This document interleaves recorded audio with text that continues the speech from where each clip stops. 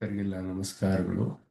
ಶ್ರೀನಿವಾಸೇತಿ ಶ್ರೇಷ್ಠದಯಾ ಪಾತ್ರಂ ಗುಣಾನ್ವಿತಃ ಕೌಶಿಕೋನಂತರಂಗಾರ್ಯಶ್ಚಿರಂ ವಿಜೇತಾಂ ಭುವಿ ನ್ಯಸ್ತಾತ್ಮೀಯಭರಂ ವರಪ್ರದಗುರೌ ವೈರಾಗ್ಯಭಾಗ್ಯೋ ರಥೋ ವೇದಾಂತಾಮೃತಸಾರವಂತಮನಘಾತ್ ಶ್ರೀನಿವಾಸಾತ್ ಗುರೋಃ ಶ್ರೀಶೈಲಾನ್ವಯಕೌಸ್ತುಭಸ್ಸಿತನಯಂ ಶ್ರೇಯೋನಿಧೇ ಶ್ರೀನಿಧೇಃ वन्दे साधुकटाक्षिकेळिनिलयं श्रीकृष्णसद्देशिकं श्रीवासरङ्गपरकालमुनित्रयाप्तलक्ष्मात्मरक्षण इति त्वयिगागमान्तम् आचार्यभक्तिपरिपूतमनर्घशीलं गोपालदेशिकमुनिं गुरुमाश्रयामः।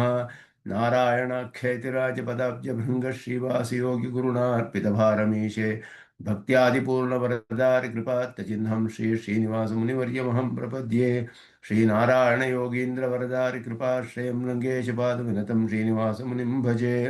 श्रीमान् वेङ्कटनाथार्य कवितार्किककेसरी वेदान्ताचार्यवर्यो मे सन्निधत्तां सदा हृदि यो नित्यमच्युतपदाम्बुजयुग्मरुक्मं व्यामोहतस्तरितराणि दिनाय मेने अस्मद्गुरोर्भगवतोऽस्य दैकसिन्धो रामानुजस्य चरणौ शरणं प्रपद्ये। विगाहे आमुनं तीर्थं साधुवृन्दावने स्थितं निरस्तजिह्मगस्पर्शेऽत्र कृष्णकृतादरः नाथेन मुनिनाथेन भवेयं नाथवानहम् यस्य नैगमिकं तत्त्वं मस्तामलकतां गतं यस्य सारस्वतस्रोतो वकुलामोदवासितं श्रुतीनां श्रमायालं शठारिं तमुपास्महे। वन्दे वैकुण्ठसेनान्यं देवं सूत्रवती सखं यद्वेत्र शिखरस्पन्दे विश्वमेतद्व्यवस्थितं सह धर्मचरीं शौरेः सम्मन्त्रितजगद्धितामनुग्रहमयीं वन्दे नित्यमज्ञातनिग्रहां कमप्याद्यं गुरुं वन्दे कमलागृहमेधिनं प्रवक्ता छन्दसां वक्ता पञ्चरात्रस्य स्वयं वसुदेवसुतं देवं कंसचाणूरमर्दनं देवकी परमानन्दं कृष्णं वन्दे जगद्गुरुं पार्थाय प्रतिबोधितां भगवता नारायणेन स्वयं व्यासेन ग्रथितां पुराणमुनिना मध्ये महाभारतम् अद्वैतामृतवर्षिणीं भगवतीमष्टादशाध्यायिनीम् अम्ब त्वामनुसन्दधामि भगवद्गीते भवद्वेषिणीम् यत्पदाम्भोरुहध्यानविध्वस्ता शेषकल्मषः वस्तुतामुपयातोऽहं यामुनेयं नमामि तं यति परिपृढो यद्गीतानामदर्शेदञ्जसा निगमपरिषन्नेदीयं निरामयमाशयं जननपदवीयातायातश्रमापहरां धियं जनेतु समे देव श्रीमान् धनञ्जय सारथिः सन्तः सारल्यः चित्ततमः प्रमथिनीमिमां भजन्तु भगवद्गीता भाष्यतात्पर्यचन्द्रिकाम्। रामानुजाय नमः। ಮಹಾದೇಶಿಕಾಯ ನಮಃ. 4ನೇ ಅಧ್ಯಾಯವನ್ನು ಆರಂಭಿಸಿದ್ದೀವಿ. ಅದರಲ್ಲಿ ಅವತಾರದ ಜ್ಞಾನ ಇದು ಭಕ್ತಿಯೋಗಿಗಳಿಗೆ ಬಹಳ ಪ್ರಧಾನವಾದ್ದು ಅಂತ ಹೇಳಲ್ಪಟ್ಟಿದೆ. ಅವತಾರ ರಹಸ್ಯ ಜ್ಞಾನದಿಂದ ಅವರಿಗೆ ಆ ಜನ್ಮದಲ್ಲೇ ಮೋಕ್ಷ ಬರುತ್ತೆ ಅಂತ ಕೂಡ ಕೆಲವು ಕಡೆ ಹೇಳಲ್ಪಟ್ಟಿದೆ ಶಾಸ್ತ್ರದಲ್ಲಿ. ಆದ್ದರಿಂದ ಅವರಿಗೆ ಅವತಾರ ರಹಸ್ಯ ಜ್ಞಾನವು ಒಂದು ಪ್ರಧಾನವಾದ ವಿಷಯ. ಭಕ್ತಿಯೋಗದಲ್ಲಿ ಅವತಾರ ರಹಸ್ಯ ಜ್ಞಾನವನ್ನು ಇಲ್ಲಿ ಪರಮಾತ್ಮನು ಉಪದೇಶ ಮಾಡ್ತಾ ಇರೋದು ಅದಕ್ಕೆ ಪರಂಪರಾ ಪ್ರಾಪ್ತವಾದದ್ದು ಅನ್ನೋದನ್ನ ತಿಳಿಸಿ, ಮಧ್ಯದಲ್ಲಿ ಅದು ಸ್ವಲ್ಪ ವಿಚ್ಛೇದವಾಗಿತ್ತು, ಆದರೂ ಪರಮಾತ್ಮನಿಂದಲೇ ಹೇಳಲ್ಪಡುವುದರಿಂದ, ಕೃಷ್ಣ ಪರಮಾತ್ಮನೇ ಉಪದೇಶ ಮಾಡಿದ್ದರಿಂದ, ಅವನು ನಿತ್ಯನಾದವನು ಅವ್ಯಯನಾದವನಿಂದ ಇದು ಕೂಡ ಅವ್ಯಯವಾದದ್ದೇ. ಮತ್ತೆ ಅದು ಬೇಕಾದಷ್ಟು ಭಕ್ತರು ಮಧ್ಯದಲ್ಲಿಯೂ ಇದ್ದರು. ಭೀಷ್ಮ ವಿದುರ ಮೊದಲಾದವರೆಲ್ಲ ಇದ್ದರು. ಭೀಷ್ಮ ಮತ್ತೆ ಅಂಬರೀಷ ಮೊದಲಾದ ರಾಜರುಗಳು ಅವರಿಂದ ಮತ್ತೆ ಪುನರುಜ್ಜೀವನಗೊಳಿಸಿದೆ ಅಂತ ಹೇಳಿ ಇಲ್ಲಿ ಭೀಷ್ಮನ ವಿದುರನ್ನ ಹೇಳೋದಿಲ್ಲ, ಆದರೆ ಭೀಷ್ಮ ಮೊದಲಾದವರನ್ನ ಹೇಳ್ತಾರೆ. ಅವರೆಲ್ಲರೂ ಕೂಡ ಪುನರುಜ್ಜೀವನಗೊಳಿಸಿದ್ದಾರೆ, ಅದನ್ನು ಮತ್ತೆ ಅನುಷ್ಠಾನ ಮಾಡಿ ತೋರಿಸಿ ಅಂತ ಹೇಳಿ ಇಲ್ಲಿ ಆ ಯೋಗವೇ ಪುರಾತನವಾದದ್ದು. ನಾನು ಹೊಸದಾಗಿ ಇಲ್ಲಿ ಹೇಳ್ತಿರುವಂತಹ ವಿಷಯವನ್ನ ಪುರಾತನವಾದದ್ದು ಅನ್ನೋದನ್ನ ಪರಮಾತ್ಮನು ಇಲ್ಲಿ ಹೇಳಿದಂತಹ ವಿಷಯ. ಅದರಲ್ಲಿ ತಾತ್ಪರ್ಯ ಚಂದ್ರಿಕೆಯಲ್ಲಿ ಇದನ್ನ ಯಾಕೆ ಅರ್ಜುನನಿಗೆ ಉಪದೇಶ ಮಾಡ್ತಿರೋದು ಕೃಷ್ಣನು ಅಂತ ಹೇಳಿದ್ರೆ, ಇದು ಸಯೇವಾಯಂ ಅಸ್ಖಲಿತ ಸ್ವರೂಪ ಪುರಾತನ ಯೋಗ.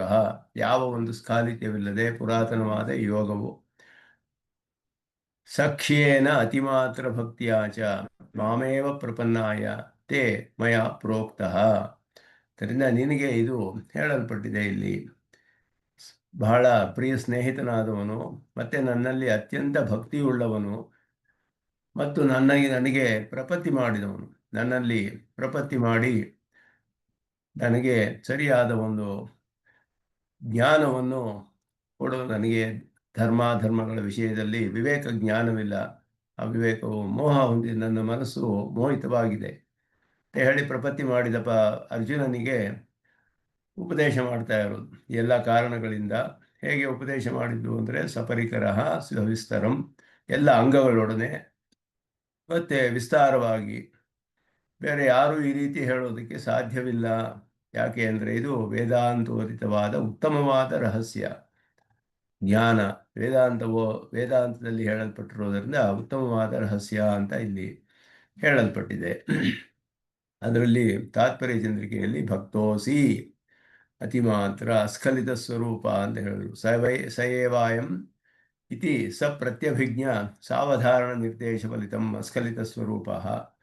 ಅದುವೇ ಸಯೇವ ಅಯಂ ಅಯೇವ ಅನ್ನುವಂತಹ ಅವಧಾರಣೆ, ಅದು ಸಹ ಅನ್ನುವುದು ಹಿಂದೆ ಉಪದೇಶ ಮಾಡಿದ್ದೆ. ಇದು ಕೂಡ ಸೋಯಂ ದೇವದತ್ತ ಅಂತ ಹೇಳೋ ಹಾಗೆ, ಮೊನ್ನೆ ನೋಡಿದ ದೇವದತ್ತನೇ ಈಗ ಸಹ ಅಯಂ ದೇವದತ್ತ ಅನ್ನೋ ಹಾಗೆ ಪುರಾತನವಾದ ಯೋಗವೇ ಅದನ್ನು ಪ್ರತಿಭಿಜ್ಞ ಮತ್ತು ಸ್ಮೃತಿಗೆ ಹಿಂದೆ ಹೇಳಿದ್ದೆ. ಇದು ಕೂಡ ಸ್ಮರಣೆಯಲ್ಲಿರೋದು.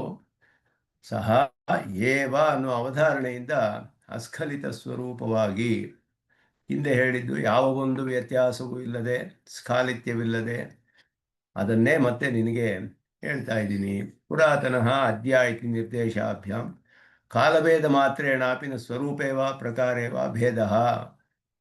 ಅದರಿಂದ ಪುರಾತನವಾದದ್ದು ಈಗ ಹೇಳ್ತಾ ಇರೋದು ಅನ್ನೋದ್ರಿಂದ ಕಾಲಭೇದವಾಯ್ತಲ್ಲ ಅಂದರೆ ಅದರಲ್ಲಿ ಆ ಕಾರಣದಿಂದಲೂ ಕೂಡ ಸ್ವರೂಪದಲ್ಲಿಯೋ ಪ್ರಕಾರದಲ್ಲಿಯೋ ಯಾವ ವ್ಯತ್ಯಾಸವೂ ಇಲ್ಲ ಅನ್ನೋದು ತಿಳಿಸಲ್ಪಡುತ್ತೆ ಅಂತ ಹೇಳಿದೆವು. ಅಂದ ಭಕ್ತೋಸೀತಿ ವರ್ತಮಾನ ನಿರ್ದೇಶಾದ ಅನಿವೃತ್ತ ಭಕ್ತಿ ಸೂಚಿತ. ಭಕ್ತೋಸಿ ಅನ್ನೋದು ಪ್ರೆಸೆಂಟ್ ಟೆನ್ಸಲ್ಲಿದೆ. ಭಕ್ತ ಅಸಿ, ಭಕ್ತನು ಆಗಿದೆಯಾ, ಈಗಲೂ ಭಕ್ತನೇ. ಆದ್ದರಿಂದ ಭಕ್ತಿ ನಿನ್ನಲ್ಲಿ ಈಗಲೂ ಇದೆ, ನಿವೃತ್ತವಾಗಿಲ್ಲ ಅನ್ನೋದು ತಿಳಿಸುತ್ತೆ ವರ್ತಮಾನ ನಿರ್ದೇಶ. ಅಲ್ಪೀಯಸೀತು ಭಕ್ತಿ ಕದಾಚಿತ್ ನಿವರ್ತೇತಾಪಿ ಈ ಅಭಿಪ್ರಾಯಣ ಅತಿಮಾತ್ರ. ಅತಿಮಾತ್ರ ಅಂದರೆ ಬಹಳ ಅಂತ ಅರ್ಥ. ಸ್ವಲ್ಪವಾದ ಭಕ್ತಿ ಯಾವಾಗಾದರೂ ಇಲ್ಲದೆ ಇರಬಹುದು, ಆದರೆ ಅತ್ಯಂತ ಭಕ್ತಿ, ಬಹಳ ಹೆಚ್ಚಾದ ಭಕ್ತಿಯುಳ್ಳವನು ಈಗಲೂ ಹಾಗೆಯೇ ನನ್ನಲ್ಲಿ ಭಕ್ತಿಯನ್ನು ಹೊಂದಿದೆಯಾ ನೀನು ಅಂತ ಭಕ್ತೋಸಿ. ಹೇಗೆ ಅವನ ಭಕ್ತಿ ಬಂತು ಅಂದರೆ ಶಾಸ್ತ್ರದೃಷ್ಟ ಮಹತ್ವ ಅನುಸಂಧಾನೇನ ಪ್ರೀತಿ ಮಾನಸಿ. ಶಾಸ್ತ್ರವನ್ನು ಅಧ್ಯಯನ ಮಾಡಿರುವುದರಿಂದ ಅದರಲ್ಲಿ ಹೇಳಿರುವ ಮಹತ್ವವನ್ನೆಲ್ಲ ನೀನು ತಿಳಿದಿರುವವನಾಗಿರೋದ್ರಿಂದ ನನ್ನಲ್ಲಿ ಬಹಳ ಭಕ್ತಿಯನ್ನು ಹೊಂದಿರೋದ್ರಿಂದ ನನಗಿಯೂ ಕೂಡ ನಿನ್ನಲ್ಲಿ ಬಹಳ ಪ್ರೀತಿ. ಸಖಾಚಾಸಿ ಹೇಳೋದ್ರಿಂದ ಅವತಾರ ದೃಷ್ಟ ಸೌಲಭ್ಯ ವಿಶೇಷೇಣ ಪ್ರಣಯ ವಿಸ್ರಂಭವಾನ್ ಅಸಿ. ಪ್ರಣಯ ವಿಸ್ರಂಭವಾನ್, ವಿಸ್ರಂಭ ಅಂದರೆ ವಿಶ್ವಾಸ, ಪ್ರೀತಿ ವಿಶ್ವಾಸಗಳನ್ನು ಹೊಂದಿದೆಯಾ. ಸೌಲಭ್ಯದಿಂದ ಪ್ರಣಯ ವಿಸ್ರಂಭವಾನ್ ಅಂದರೆ ಪ್ರೀತಿ ವಿಶ್ವಾಸಗಳು. ಬಂಧುಗಳಲ್ಲಿ ನಮಗೆ ಬೇಕಾದ ಬಹಳ ಪ್ರಿಯರಾದವರಲ್ಲಿ ನಮಗೆ ಪ್ರೀತಿ ವಿಶ್ವಾಸಗಳಿರುತ್ತಲ್ಲ, ಹಾಗೆ ಸಖ ಆಗಿದೆಯಾ ನೀನು. ಅವತಾರದಲ್ಲಿ ಕಂಡ ನನ್ನ ಕೃಷ್ಣ ಅವತಾರದ ಸೌಲಭ್ಯದಿಂದ ನೀನು ಪ್ರೀತಿ ವಿಶ್ವಾಸಗಳನ್ನು ಹೊಂದಿರೋನಾಗಿದೆಯಾ ನನ್ನಲ್ಲಿ. ಅಂತಹವನಿಗೆ ತೇ ಮಯಾ ಶಾಧಿಮಾಂ ತ್ವಾಂ ಪ್ರಪನ್ನಂ ಇತಿ ಪ್ರಾಗುಕ್ತ ಪ್ರಪತ್ತವ್ಯಯೋ. ಪ್ರಪತ್ತಿ ಮಾಡಿದವನು ಯಾರಲ್ಲಿ ಮಾಡಿದನೋ ಅವನು ಯಾರಿಗೆ ಪ್ರಪತ್ತಿ ಮಾಡಬೇಕೋ ಅವರಲ್ಲಿ ಇಬ್ಬರೂ ಕೂಡ ಪ್ರತ್ಯಭಿಜ್ಞಾಪಕೌ. ಶಾಧಿ ಮಾಂ ತ್ವಾಂ ಪ್ರಪನ್ನಂ ಅಂತ ಹೇಳ್ದ. ಆದ್ದರಿಂದ ತೇ ಮಯ ಪ್ರೋಕ್ತಃ, ನಿನಗೆ ನನ್ನಿಂದ ಹೇಳಲ್ಪಟ್ಟಿತು. ಇದು ಹೀಗೆಯೇ ಚರ್ಮ ಶ್ಲೋಕದಲ್ಲಿಯೂ ಅಹಂ ತ್ವಾ ಸರ್ವೋಪಯಭ್ಯೋ ಅಹಂ ತ್ವಾ ಅಂತ ಹೇಳಿದಾಗ ಕೃಷ್ಣನು ಅದೇ ಹೇಳ್ತಾ ಇರೋದು. ನಾನು ನೀನು ಅಂದಾಗ ಯಾರು ಪ್ರಪತ್ತವ್ಯ ಇಬ್ಬರೂ ಹೇಳಲ್ಪಡ್ತಾರೆ. ಅದು ಜ್ಞಾಪಕಕ್ಕೆ ತರುತ್ತೆ. ಪ್ರತ್ಯಭಿಜ್ಞಾಪಕವು ಅಯಮಪಿ ಪ್ರವಚನ ಹೇತು. ಉಪದೇಶ ಮಾಡೋದಕ್ಕೆ ಇದು ಒಂದು ಕಾರಣ, ಪ್ರಪತ್ತಿ ಮಾಡಿರೋದು. ಮಾಮೇವ ಪ್ರಪನ್ನಾಯ ತೇ ಮಯ ಪ್ರೋಕ್ತ. ಪ್ರೋಕ್ತಃ ಇತ್ಯತ್ರ ಸೋಪಸರ್ಗಧಾತ್ವರ್ಥಂ ವಿವೃಣೋತಿ. ಉಪಸರ್ಗ ಇದೆ, ಪ್ರ ಅನ್ನುವುದು ಉಪಸರ್ಗ, ಪ್ರ ಉಕ್ತಃ ಪ್ರೋಕ್ತಃ ಪ್ರ ಅನ್ನೋದು ಉಪಸರ್ಗ. ಉಪಸರ್ಗಗಳು ಧಾತುವಿನೊಡನೆ ಸೇರಿ ವಿವಿಧವಾದ ಅರ್ಥಗಳನ್ನು ಉಂಟು ಮಾಡುತ್ತೆ. ಧಾತುವಿಗೆ, ಒಂದು ಧಾತುವಿಗೆ ಕೆಲವು ಅರ್ಥಗಳಿದ್ರೆ ಅದರ ಜೊತೆ ಉಪಸರ್ಗ ಸೇರಿಸಿದ್ರೆ ಉಪಸರ್ಗೇನ ಧಾತ್ವರ್ಥ ಬಲಾದ ಅನ್ಯತ್ರ ನೀಯತೆ, ಅನೇಕ ಅರ್ಥಗಳು ಉಂಟಾಗುತ್ತೆ. ಪ್ರೋಕ್ತಃ ಅನ್ನುವಾಗ ಇಲ್ಲಿ ವಿಶೇಷವಾದ ಅರ್ಥವೇನು? ಪ್ರಕರ್ಷೇಣ ಉಕ್ತಃ. ಏನು ಪ್ರಕರ್ಷ ಅಂದರೆ ಎಲ್ಲ ಅಂಗಗಳೊಡನೆಯೂ ವಿಸ್ತಾರವಾಗಿಯೂ, ಅಂಗಗಳು ವಿಸ್ತಾರವಾಗಿ ಹೇಳಲ್ಪಟ್ಟಿದೆ, ಎಲ್ಲ ಅಂಗಗಳು ಹೇಳಲ್ಪಟ್ಟಿದೆ, ಆ ರೀತಿ ಅಂತ ಅರ್ಥ. ಪರಿಕರ ಅಂಗಂ ಶಬ್ದಸ್ಯ ಪ್ರಪಂಚ ವಿಸ್ತರ.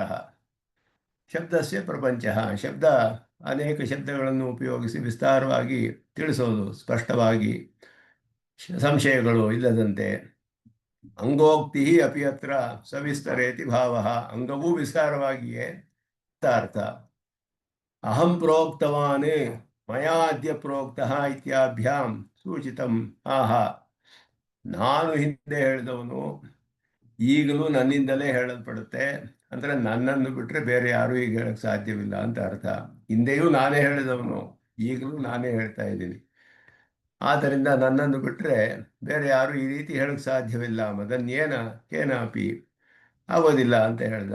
ಪ್ರಳಯೇನವಾ ಯುಗಾದಿ ಸ್ವಭಾವೇನವಾ ಸಂಪ್ರದಾಯ ವಿಚ್ಛೇದೇ ಸತಿ.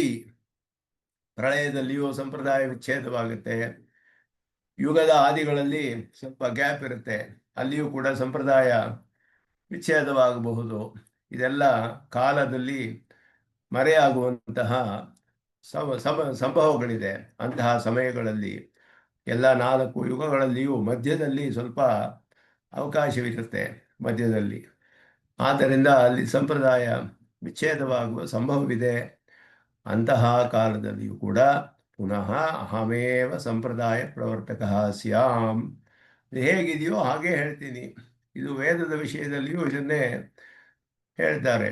ಅದರಲ್ಲಿ ವೇದವು ಕೂಡ ಪರಮಾತ್ಮ ಸೃಷ್ಟಿಯಲ್ಲಿ ಮತ್ತೆ ಮತ್ತೆ ಅದೇ ಕ್ರಮದಲ್ಲಿ ಉಪದೇಶ ಮಾಡ್ತಾನಲ್ಲ ಪರಮಾತ್ಮ. ಬೇರೆ ಕ್ರಮ ಬದಲಾಯಿಸ್ಬೋದಲ್ಲ ಸರ್ವಜ್ಞನಾದವನು. ಯಾಕೆ ಅಂತ ಹೇಳಿದ್ರೆ, ಕಾಲಭೇದೇಪಿ ಮಂತ್ರೇಣ ನ ಶಕ್ತಿ ಅಪಹೀಯತೆ. ಸ್ವಾಮಿ ದೇಶಿಕನ್ನು ಹೇಳ್ತಾರೆ ಶೇಷರ ಮೀಮಾಂಸಾ ಗ್ರಂಥದಲ್ಲಿ. ಕಾಲವು ಬದಲಾದರೂ ಕೂಡ ಮಂತ್ರಗಳ ಶಕ್ತಿ ಬದಲಾಗೋದಿಲ್ಲ, ಕಡಿಮೆಯೂ ಆಗೋದಿಲ್ಲ. ವೇದ ಮಂತ್ರಗಳ ಶಕ್ತಿ ಎಂದೂ ಏಕರೂಪವಾಗಿ ಇರುತ್ತೆ. ಅದನ್ನು ಬೇರೆ ಮಂತ್ರಗಳನ್ನು ಸೃಷ್ಟಿ ಮಾಡಬೇಕಾದ ಅವಶ್ಯಕತೆಯೂ ಇಲ್ಲ ಪರಮಾತ್ಮನಿಗೆ. ಕ್ರಮ ಬದಲು ಮಾಡಬೇಕಾದ ಅವಶ್ಯಕತೆಯೂ ಇಲ್ಲ. ಆದ್ದರಿಂದ ಅವುಗಳನ್ನೆಲ್ಲ ಅಸ್ಖಲಿತವಾಗಿ ಹಾಗೆಯೇ ಸ್ವರ ವರ್ಣ ಕ್ರಮ ವ್ಯತ್ಯಾಸವಿಲ್ಲದೆ ಮತ್ತೆ ಮತ್ತೆ ಉಪದೇಶ ಮಾಡ್ತಾನೆ ಪರಮಾತ್ಮ. ಆ ರೀತಿ ಮಾಡೋದು ನಿತ್ಯನಾದ ಪರಮಾತ್ಮ ಒಬ್ಬನಿಂದಲೇ ಸಾಧ್ಯ, ಬೇರೆ ಯಾರು ಮಾಡೋಕ್ಕಾಗೋದಿಲ್ಲ ಅನ್ನೋದು ಇಲ್ಲಿ ಕರ್ಮಯೋಗದ ವಿಷಯದಲ್ಲಿಯೂ ಹಾಗೆಯೇ ಪುರಾತನವಾದದ್ದು. ಈಗಲೂ ಮಾಡ್ತಾ ಇದ್ದೀನಿ ನನ್ನಿಂದಲೇ, ನಾನೇ ಮಾಡಿದೆ, ಈಗಲೂ ನಾನೇ ಮಾಡ್ತಾ ಇದ್ದೀನಿ, ಹಿಂದೆಯೂ ನಾನೇ ಮಾಡಿದೆ ಅಂತ ಹೇಳೋದು. ಮಧ್ಯದಲ್ಲಿ ವಿಚ್ಛೇದವಿದ್ದರೂ ಮತ್ತೆ ನಾನೇ ಅದನ್ನು ಪುನಃ ಪ್ರವರ್ತನೆ ಮಾಡ್ತೀನಿ. ಮೊದಲು ಹೇಗಿತ್ತೋ ಅದೇ ರೂಪದಲ್ಲಿ ಹಾಗೆಯೇ ಪ್ರವರ್ತನೆ ಮಾಡ್ತೇನೆ. ಆದ್ದರಿಂದ ಕರ್ಣಾಯತ್ತ ಜ್ಞಾನೇನ ಮದನ್ಯೇನ ಹಿರಣ್ಯಗರ್ಭಾದಿನಾಪಿ ಮದುಪದೇಶಂ ಅಂತರೇಣ ಜ್ಞಾತುಂ ವಕ್ತುಂ ಚ ಅಶಕ್ಯಂ. ನನ್ನೊಬ್ಬನಿಂದಲೇ ಹೀಗೆ ಸಾಧ್ಯ ಅಂದರೆ ಉಪದೇಶ ಮಾಡಿರೋರು ಬೇಕಾದಷ್ಟು ಜನ ಇದ್ದಾರಲ್ಲ. ವ್ಯಾಸರು, ಸನಕಾದಿಗಳು, ವ್ಯಾಸರುಗಳು ಮೊದಲಾದವರು, ಹಿರಣ್ಯಗರ್ಭ ಎಲ್ಲ ಉಪದೇಶ ಮಾಡಿದವರು ಬೇಕಾದಷ್ಟು ಇದ್ದಾರಲ್ಲ. ಪರಮಾತ್ಮ ಹೇಗೆ ಹೀಗೆ ಹೇಳಕ್ಕೆ ಸಾಧ್ಯ, ನನ್ನಿಂದ ಬಿಟ್ಟು ಬೇರೆ ಯಾರೂ ಉಪದೇಶ ಮಾಡೋಕ್ಕಾಗಲ್ಲ ಅಂದರೆ ಅವರಿಗೆಲ್ಲಗಳು ಇಂದ್ರಿಯಾಧೀನವಾದ ಜ್ಞಾನ. ಇಂದ್ರಿಯಾಧೀನವಾದ ಜ್ಞಾನವಾದ್ದರಿಂದ ಅವರಿಗೆ ಇನ್ನೊಬ್ಬರು ಉಪದೇಶ ಮಾಡಿದ್ರೇ ತಿಳಿಯುತ್ತೆ. ಮತ್ತು ಅವರೆಲ್ಲ ಕರ್ಮವಶರಾದ್ದರಿಂದ ಅನಿತ್ಯರು. ಆದ್ದರಿಂದ ಅವರಿಗೆ ಮತ್ತೊಬ್ಬರು ಉಪದೇಶ ಮಾಡಿ ತಿಳಿಬೇಕು. ಅವರು ಪರಮಾತ್ಮನೇ ಉಪದೇಶ ಮಾಡಿ ಆ ಉಪದೇಶದ ಪಡೆದುಕೊಂಡ ಮೇಲೆ ಮತ್ತವರಿಗೆ ಉಪದೇಶ ಮಾಡ್ತಾರೆ ಹೊರತು ಸ್ವತಃ ಈ ಪ್ರಳಯ ಕಾಲದಲ್ಲಿಯೋ ಮಿಕ್ಕ ಕಾಲದಲ್ಲಿ ಅವರಿಂದ ಉಪದೇಶ ಮಾಡೋಕ್ಕೆ ಸಾಧ್ಯವಾಗುವುದಿಲ್ಲ. ಪರಮಾತ್ಮನಿಂದ ಮತ್ತೆ ಉಪದೇಶ ಪಡೆಯಬೇಕು ಅಂತಲೇ ಹೇಳ್ತಾರೆ. ಕರಣಾಯತ್ತ ಜ್ಞಾನ, ಇಂದ್ರಿಯಗಳಿಗೆ ಅಧೀನವಾದ ಜ್ಞಾನ ಅವರದು. ಕರಣ ಅಂದರೆ ಇಂದ್ರಿಯಕ್ಕೆ ಅಧೀನವಾದದ್ದು, ಕರಣ ಆಯತ್ತ ಜ್ಞಾನ. ಆದ್ದರಿಂದ ಮದನ್ಯೇನ ನನಗಿಂತ ಬೇರೆಯವರಾದರೆ ಹಿರಣ್ಯಗರ್ಭ ಮೊದಲಾದವರಿಂದ ಮದುಪದೇಶಂ ಅಂತರೇಣ ನನ್ನ ಉಪದೇಶವಿಲ್ಲದೆ ಜ್ಞಾತುಂ ವಕ್ತುಂ ಚ ಅಶಕ್ಯಂ ತಿಳಿಯೋಕ್ಕೂ ಸಾಧ್ಯವಿಲ್ಲ, ಹೇಳೋದಕ್ಕೂ ಸಾಧ್ಯವಿಲ್ಲ. ಅದರಿಂದ ಸಖ್ಯ ಭಕ್ತಿ ಪ್ರಪತ್ಯಾದಿ ಗುಣ ಪೌಷ್ಕಲ್ಯಯುಕ್ತಾಯ ಉಪದೇಶ್ಯತ್ವೇ ಭಗವದ್ ವ್ಯತಿರಿಕ್ತೇನ ಜ್ಞಾತುಂ ವಕ್ತುಂ ಚ ಅಶಕ್ಯತ್ವೇ ಹೇತುಪರಂ ರಹಸ್ಯಂ ಇತ್ಯಾದಿ ತೀರ್ಥರ್ಷಿ. ಇಂತಹ ಒಂದು ರಹಸ್ಯ ಇದು ಯಾಕೆ ಇಷ್ಟು ರಹಸ್ಯವಾದದ್ದು ಅಂತ ಹೇಳಿದ್ರೆ, ಸ್ನೇಹಿತ, ಸಖ್ಯ, ಭಕ್ತಿ, ಪ್ರಪತ್ತಿ ಇಂತಹ ಗುಣಗಳಿಂದ ಪುಷ್ಕಲವಾಗಿ ಇರೋವನಿಗೆ ಉಪದೇಶ ಮಾಡೋಕ್ಕೆ ಯೋಗ್ಯನಾಗ್ತಾನೆ.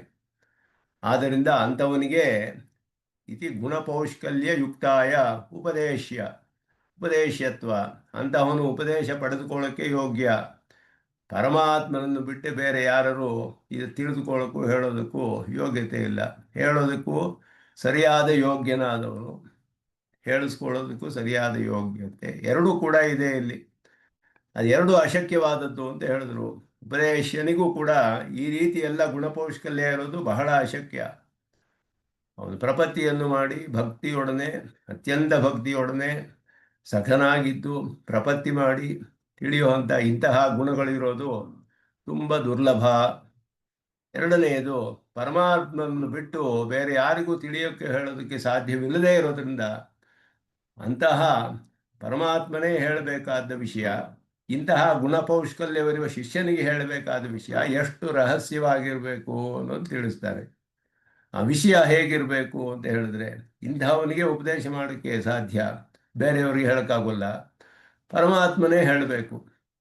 ಆಗ ಆ ವಿಷಯ ಎಷ್ಟು ರಹಸ್ಯವಾದ ವಿಷಯ ಅನ್ನೋದನ್ನು ಯತಃ ವೇದಾಂತೋರಿತಂ ಉತ್ತಮಂ ರಹಸ್ಯಂ ಅಂತ ಭಾಷ್ಯಕಾರರು ತಿಳಿಸ್ತಾರೆ. ಅದನ್ನ ಹಿ ಶಬ್ದ ಅತ್ರ ಹೇತುಪರಃ. ರಹಸ್ಯತ್ವಾತ್ ಯೋಗ್ಯಾಯ ಉಪದೇಶ್ಯಂ, ಯೋಗ್ಯನಿಗೆ ಮಾತ್ರವೇ ಉಪದೇಶ ಮಾಡಬೇಕು ರಹಸ್ಯವಾದ್ದರಿಂದ. ಉತ್ತಮ ರಹಸ್ಯತ್ವಾತ್ ಮದನ್ಯೇನ ಜ್ಞಾತುಂ ವಕ್ತುಂ ಚ ಅಶಕ್ಯಂ ವಿಭಾಗ. ರಹಸ್ಯ, ಉತ್ತಮ ರಹಸ್ಯ ಎರಡಕ್ಕೂ ವ್ಯತ್ಯಾಸವನ್ನು ತಿಳಿಸ್ತಾರೆ ಸ್ವಾಮಿ ದೇಶಿಕನ್ ಬಹಳ ಸ್ವಾರಸ್ಯವಾಗಿ. ರಹಸ್ಯವಾದ್ದರಿಂದಲೇ ಯೋಗ್ಯನಾದವನಿಗೆ ಮಾತ್ರವೇ ಉಪದೇಶ ಮಾಡಲ್ಪಡಬೇಕು. ಉತ್ತಮವಾದ ರಹಸ್ಯ ವೇದೋರಿತವಾಗಿದ್ದರೇನೆ ಸಾಧ್ಯ, ಅದು ಪರಮಾತ್ಮನನ್ನು ಬಿಟ್ಟು ಬೇರೆ ಯಾರು ಮಾಡೋಕ್ಕಾಗೋದಿಲ್ಲ. ಆದ್ದರಿಂದ ಇದು ನನ್ನಿಂದಲೇ ಸಾಧ್ಯವಾದ್ದರಿಂದ ಉತ್ತಮ ರಹಸ್ಯ, ನಿನ್ನಂತಹ ಯೋಗ್ಯನಿಗೆ ಉಪದೇಶ ಮಾಡಲು ಸರಿಯಾಗಿರೋದ್ರಿಂದ ರಹಸ್ಯ. ಎರಡು ಅರ್ಥಗಳಿಗೆ ರಹಸ್ಯ, ಉತ್ತಮ ರಹಸ್ಯಕ್ಕೆ ವಿಶೇಷವಾದ ಅರ್ಥ ಹೇಳ್ತಾರೆ. ಉತ್ತಮ ರಹಸ್ಯತ್ವೇ ಹೇತು ವೇದಾಂತೋದಿತಂ, ಆದ್ದರಿಂದಲೇ ಪರಮಾತ್ಮನಿಂದಲೇ ಸಾಧ್ಯ ಅನ್ನೋದು. ಯಾಕೆ ಅಂದರೆ ವೇದವು ನಿತ್ಯವಾಗಿ ಅಪೌರುಷೇಯವಾದದ್ದು, ಪರಮಾತ್ಮನಿಂದಲೇ ರಕ್ಷೆ ಮಾಡಲ್ಪಡುತ್ತೆ. ಅವನಿಂದಲೇ ಮೊದಲು ಉಪದೇಶ ಚತುರ್ಮುಖನಿಗೆ. ಅಲ್ಲಿ ಹೋದರೆ ಪ್ರಳಯ ಕಾಲದಲ್ಲಿ ವೇದವು ಪರಮಾತ್ಮನ ಜ್ಞಾನದಲ್ಲಿಯೇ ಇರುತ್ತೆ. ಆದ್ದರಿಂದ ವೇದಾಂತೋದಿತವಾದದ್ದು ಅವನಿಂದಲೇ ಸಾಧ್ಯ. ಇದು ಕೂಡ ಹಾಗೆಯೇ ವೇದಾಂತೋದಿತವಾದದ್ದು. ನಪುಂಸಕ ನಿರ್ದೇಶಯೋಗ್ಯಂ ವಿಶೇಷ ಮುಕ್ತಂ ಜ್ಞಾನಂ, ವೇದಾಂತೋರಿತವಾದದ್ದು ಅಂತ ಹೇಳಿದ್ರಲ್ಲ. ಯೋಗ ಅನ್ನೋದು ಪುಲ್ಲಿಂಗ ಶಬ್ದ, ಆದರೆ ಇಲ್ಲಿ ವೇದಾಂತೋರಿತಂ ಜ್ಞಾನಂ ರಹಸ್ಯಂ ನಪುಂಸಕ ಶಬ್ದದಲ್ಲಿ ಹೇಳೋದು ಜ್ಞಾನವು ಅಂತ ಹೇಳಲ್ಪಡುತ್ತೆ. ಅದಕ್ಕೆ ವ್ಯಾಕರಣದ ವಿಶೇಷ ಹೇಳ್ತಾರೆ. ಅಂದರೆ ಇದು ಇಂತಹ ಒಂದು ಉತ್ತಮವಾದ ರಹಸ್ಯವು ನನ್ನಿಂದ ಈಗ ಹೇಳಲ್ಪಟ್ಟಿತು. ಕರ್ಮಯೋಗದ ವಿಷಯವನ್ನು ಹೇಳಿ ಇನ್ನೂ ಅಧಿಕವಾಗಿ ವಿಸ್ತಾರವಾಗಿ ಇನ್ನು ಮುಂದೆ ಬರುತ್ತೆ. ಅಸ್ಮಿನ್ ಪ್ರಸಂಗೆ ಭಗವತ ಅವತಾರ ಯಾಥಾತ್ಮ್ಯಂ ಯಥಾವತ್ ಜ್ಞಾತುಂ ಅರ್ಜುನ ಉವಾಚ. ಈ ಒಂದು ಪ್ರಸಂಗದಲ್ಲಿ ಪ್ರಸಂಗಾತ್ ಸ್ವಸ್ವಭಾವೋಕ್ತಿ ಅಂತ ಹೇಳಿದ್ರು ಯಾಮನಾಚಾರ್ಯರು.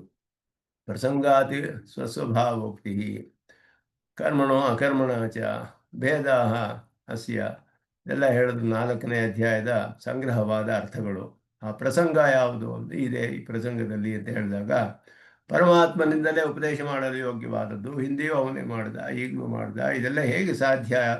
ಹೇಗೆ ಇವನು ಪರಮಾತ್ಮನು ಕೃಷ್ಣನು ನಮ್ಮೊಡನೆ ಹುಟ್ಟಿ ಬೆಳೆದ ಹಾಗೆ ನಮಗೆ ತಿಳಿದು ಬರ್ತಾ ಇದೆ. ಹಿಂದೆಯೂ ನೀನೇ ಇದ್ದೆ ಅಂತ ಹೇಳ್ತೀಯ, ಕೃಷ್ಣನೇ ನೀನೇ ಹೇಳ್ತಾ ಇರೋದ್ರಿಂದ ಪ್ರಮಾಣವಾಗಿರ್ಬೇಕದು, ಪ್ರಾಮಾಣಿಕವಾದದ್ದು, ಸುಳ್ಳಾಗಿರೋದಿಲ್ಲ. ಇದೆಲ್ಲ ಹೇಗೆ ಸಾಧ್ಯ? ಈಗ ನೀನು ಕೃಷ್ಣ ಅವತಾರ ಮಾಡಿರೋದು, ಇದರ ಸ್ವರೂಪವೇನು? ಹಿಂದೆ ಇದ್ದ ಸ್ವರೂಪವೇನು, ಈಗ ಇರುವ ಸ್ವರೂಪವೇನು, ಸೂರ್ಯನಿಗೆ ಉಪದೇಶ ಮಾಡೋ ಕಾಲದಲ್ಲಿ ಹೇಗಿದ್ದಿ, ಇವಾಗ ಹೇಗಿದೆಯಾ, ಇದೇನು ಬರೀ ತೋರಿಕೆಯೇ ಇಲ್ಲ ಸತ್ಯವೇ, ಹೇಗೆ ನೀನು ಅವತಾರದ ಸ್ವರೂಪ, ಅದನ್ನು ಇಲ್ಲಿ ಅರ್ಜುನ ಪ್ರಶ್ನೆ ಮಾಡ್ತಾ ಇರೋದು. ಯಥಾವತ್ ಜ್ಞಾತು ಅರ್ಜುನ ಉವಾಚ ಅವರಂ ಭವತೋ ಜನ್ಮ ಪರಂ ಜನ್ಮ ವಿವಸ್ವತಃ ಕಥಮೇತದ್ ವಿಜಾನೀಯಾಂ ತ್ವಮಾದೋ ಪ್ರೋಕ್ತವಾನಿತಿ. ವಿವಸ್ವಾನಿ ಯಾವಾಗಲೋ ಇದ್ದವನು, ನೀನು ಈವಾಗ ಇದೆಯಾ ಈ ಕಾಲದಲ್ಲಿ, ಆದ್ದರಿಂದ ನನಗೆ ನೀನೇ ಮೊದಲು ಹೇಳಿದವನು ಅಂತ ಹೇಗೆ ತಿಳಿಯೋದು ಅಂತ ಹೇಳಿದ್ರೆ, ನಿನ್ನ ಸ್ವರೂಪ ಜ್ಞಾನವನ್ನು ತಿಳಿಬೇಕು ಅನ್ನೋದು ಅರ್ಥ. ಇದು ಹೇಗೆ ನಿನ್ನ ಈಗ ಇರುವುದು ಸ್ವರೂಪ ಏನು, ಆಗ ಇದ್ದುದರ ಸ್ವರೂಪವೇನು ಅಂತ ಅರ್ಥ. ಅವರಂ ಭವತಃ ಜನ್ಮ ಪರಂ ಜನ್ಮ ಅದು ಕಾಲಭೇದದಿಂದ ಪರಾವರ ಅಂತ ಹೇಳಲ್ಪಡುತ್ತೆ. ಹಿಂದೆ ಇದ್ದದ್ದು ಆಮೇಲೆ ಬರೋದು ಅನ್ನೋದು ಪರಾವರ, ಪೂರ್ವಾಪರ ಅನ್ನೋ ಹಾಗೆ ಇದು ಕಾಲಭೇದದಿಂದ ಹೇಳಲ್ಪಟ್ಟಿದೆ. ಅವನ ಜನ್ಮ ನಿನ್ನ ಜನ್ಮವು ಕಾಲದಲ್ಲಿ ಬಹಳ ವ್ಯತ್ಯಾಸವಿದೆ. ಆದ್ದರಿಂದ ನನಗೆ ಇದು ಹೇಗೆ ತಿಳಿಯುತ್ತೆ, ನೀನೇ ಹಿಂದೆ ಹೇಳಿದವನು ಅಂತ ಹೇಳಿದ್ರೆ, ಆಗ ನೀನು ಆಗ ಹೇಗಿದ್ದಿ ಇವಾಗ ಹೇಗಿದೆಯಾ, ಈ ಅವತಾರ ಅಂದರೆ ಏನು, ಕೃಷ್ಣನಾಗಿರೋದು ಹೇಗೆ ಸಾಧ್ಯ, ಇದೆಲ್ಲ ಪ್ರಶ್ನೆ ಅವನಿಗೆ ಅರ್ಜುನನಿಗೆ ತಿಳಿಯೋದಕ್ಕೆ ಈಗ ಈ ಪ್ರಸಂಗದಲ್ಲಿ ಅದರಿಂದ ಪ್ರಶ್ನೆ ಮಾಡ್ತಾನೆ. ಕಾಲ ಸಂಖ್ಯೆಯ ಅವರಂ ಅಸ್ಮಜ್ಜನ್ಮ ಸಮಕಾಲಂ ಹಿ ಭವತಃ ಜನ್ಮ. ಕಾಲ ಸಂಖ್ಯೆಯಿಂದ ಅವರವಾದದ್ದು, ನಿಕೃಷ್ಟವಾದದ್ದು ಅಂದರೆ ಕಡಿಮೆ ಆದದ್ದು ಅಂತ ಹೇಳಿದ್ರೆ, ಇವಾಗ ನಮಗೆ ಬಹಳ ಹತ್ತಿರದಲ್ಲಿದೆಯಾ ನೀನು, ನಮ್ಮ ಜನ್ಮಕ್ಕೆ ಸಮಕಾಲದಲ್ಲಿ ಇದೆಯಾ ನೀನು ಕೂಡ, ನಿನ್ನ ಜನ್ಮವೂ ಅದೇ ಕಾಲದಲ್ಲಿ ಆಗಿರೋದು. ವಿವಸ್ವತಃ ಚ ಸೂರ್ಯನಾದರೂ ಜನ್ಮ ಕಾಲ ಸಂಖ್ಯೆಯ ಪರಂ, ಎಷ್ಟೋ ಮನ್ವಂತರದ ಮೊದಲು ಆಗಿರೋದು. ಅಷ್ಟಾವಿಂಶತಿ ಚತುರ್ಯುಗ ಸಂಖ್ಯಾತಂ. ಆದ್ದರಿಂದ ಅಷ್ಟಾವಿಂಶತಿ ಚತುರ್ಯುಗ 28 ಚತುರ್ಯುಗಗಳು ಅಷ್ಟು ಸಂಖ್ಯೆಯ ಹಿಂದೆ ಆಗಿರುವಂತಹದ್ದು. ತ್ವಮೇವ ಆದೌ ಪ್ರೋಕ್ತವಾನಿತಿ ಕಥಂ ಏತದ್ ಅಸಂಭಾವನೀಯಂ ಯಥಾರ್ಥಂ ಜಾನೀಯಾಂ. ನೀನೇ ಮೊದಲು ಹೇಳಿದವನು ಅಂತ ಹೇಳಿದೆಯಲ್ಲ ನೀನು, ಇದು ಹೇಗೆ ನಾನು, ಇದು ಸಂಭವವಿಲ್ಲವಲ್ಲ, ಅಷ್ಟು ಚತುರ್ಯುಗಗಳ ಹಿಂದೆ ಆಗಿರೋದು ಇವಾಗ ಆಗಿರೋದು, ಇದು ಹೇಗೆ ಸಾಧ್ಯ ಅನ್ನೋದನ್ನು ಯಥಾರ್ಥವಾದದ್ದು, ಇದರ ಯಥಾರ್ಥವನ್ನು ಹೇಗೆ ತಿಳ್ಕೊಳ್ಳೋದು ನಾನು, ಇದು ಸತ್ಯವೇ ಆಗಿರಬೇಕು ನೀನೇ ಹೇಳಿರೋದ್ರಿಂದ, ಆದರೆ ಇದರ ಯಥಾರ್ಥ ಏನು, ಇದರ ಒಳಗುಟ್ಟೇನು, ನಿಜವಾದ ಅರ್ಥವೇನು ಇದಕ್ಕೆ, ಅದನ್ನು ನಾನು ತಿಳಿಬೇಕು ಅನ್ನೋದು ಇಲ್ಲಿ ಪ್ರಶ್ನೆ. ನಾನು ಜನ್ಮಾಂತರೇಣಾಪಿ ವಕ್ತುಂ ಶಕ್ಯಂ. ಇದಕ್ಕೆ ಕೆಲವು ಸಾಮಾನ್ಯವಾಗಿ ತಿಳಿದ ವಿಷಯ ಏನು ಅಂದರೆ, ಬೇರೆ ಒಂದು ಜನ್ಮದಲ್ಲೂ ಹೇಳಕ್ಕೆ ಸಾಧ್ಯ. ಜನ್ಮಾಂತರಕೃತಸ್ಯ ಮಹತಾಂ ಸ್ಮೃತಿಶ್ಯ ಯುಜ್ಯತೆ ಇತಿ ನಾತ್ರ ಕಶ್ಚಿತ್ ವಿರೋಧ.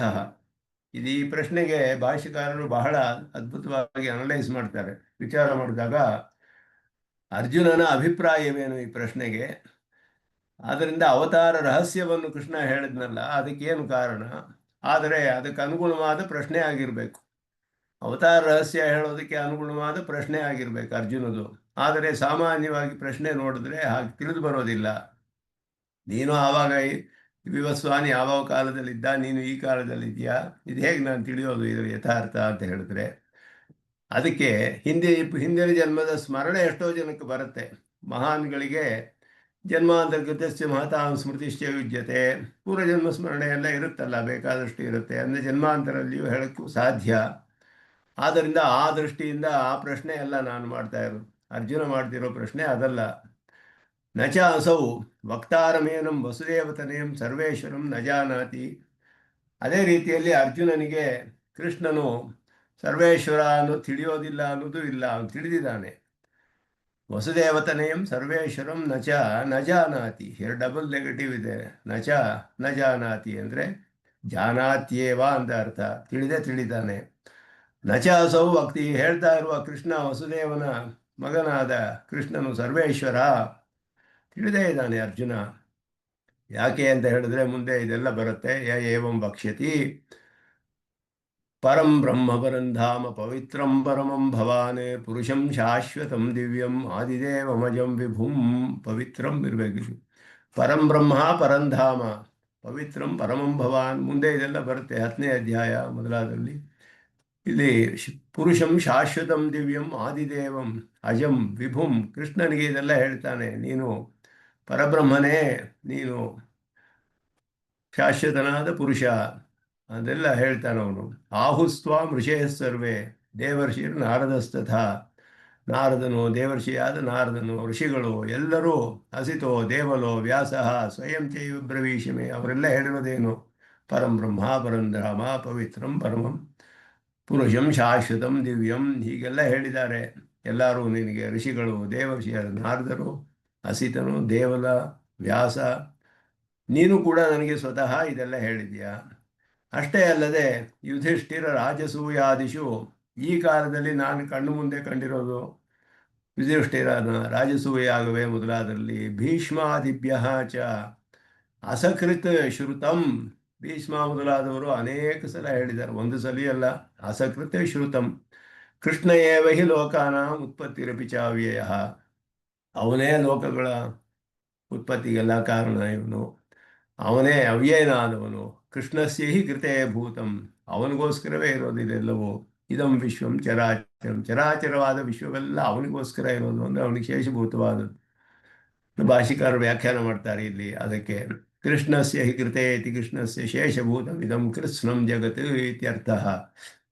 ಕೃಷ್ಣಸ್ಯ ಹಿ ಕೃತೆ ಭೂತಂ, ಅವನಿಗೋಸ್ಕರವೇ ಇರೋದು, ಅವನ ಕಾರಣಕ್ಕಾಗ ಅಂತ ಹೇಳಿದ್ರೆ ಅವನಿಗೆ ಶೇಷಭೂತವಾದದ್ದು ಎಲ್ಲ ಜಗತ್ತು.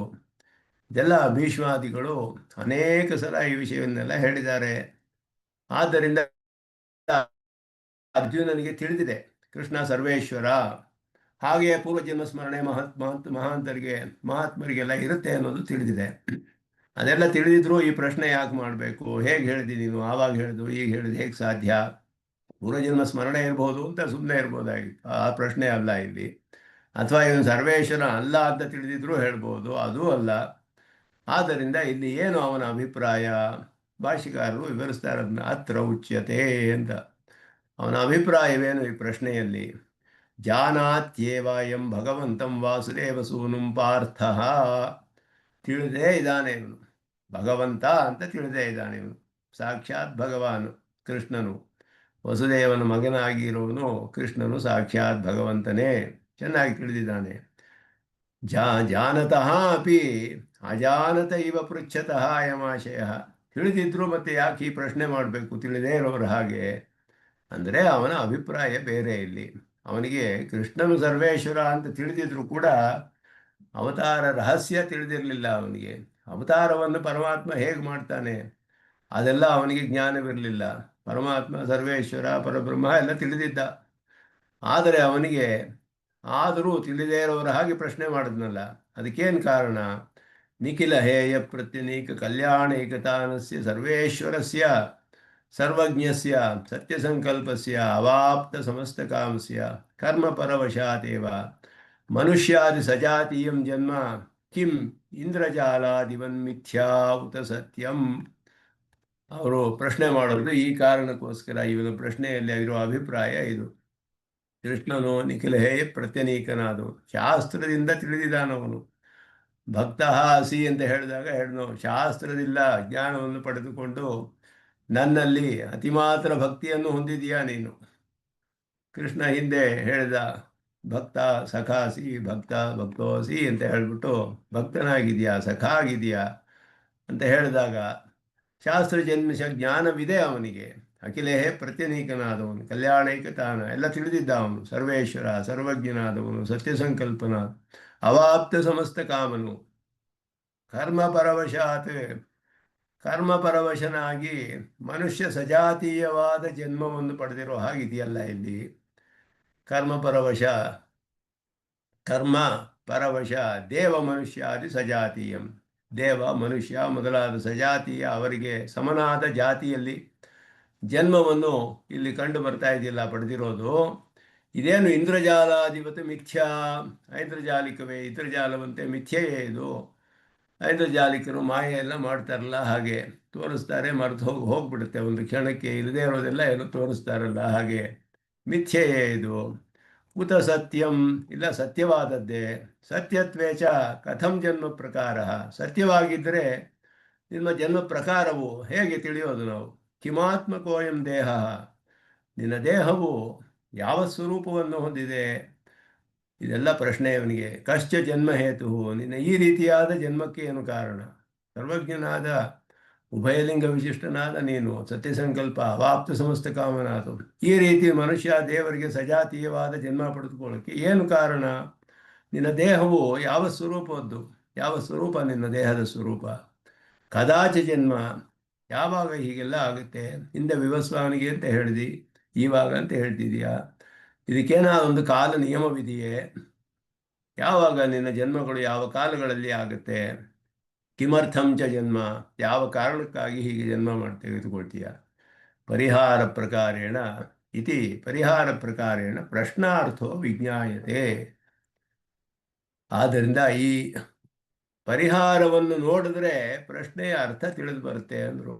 ಮುಂದೆ ಹೇಳ್ತಾರಲ್ಲ ಪರಿಹಾರದಲ್ಲಿ, ಯಾವ ಸ್ವರೂಪ, ದೇಹದ ಸ್ವರೂಪವೇನು, ಜನ್ಮ ಪ್ರಕಾರವೇನು, ಜನ್ಮಕ್ಕೆ ಕಾರಣವೇನು, ಯಾವಾಗ ಜನ್ಮವಾಗುತ್ತೆ, ಯಾವ ಕಾರಣಕ್ಕಾಗಿ ಜನ್ಮವಾಗುತ್ತೆ, ಈ ಪ್ರಶ್ನೆಗಳಿಗೆಲ್ಲ ಉತ್ತರ ಕೊಟ್ಟಿದ್ದಾನೆ ಕೃಷ್ಣ ಮುಂದೆ.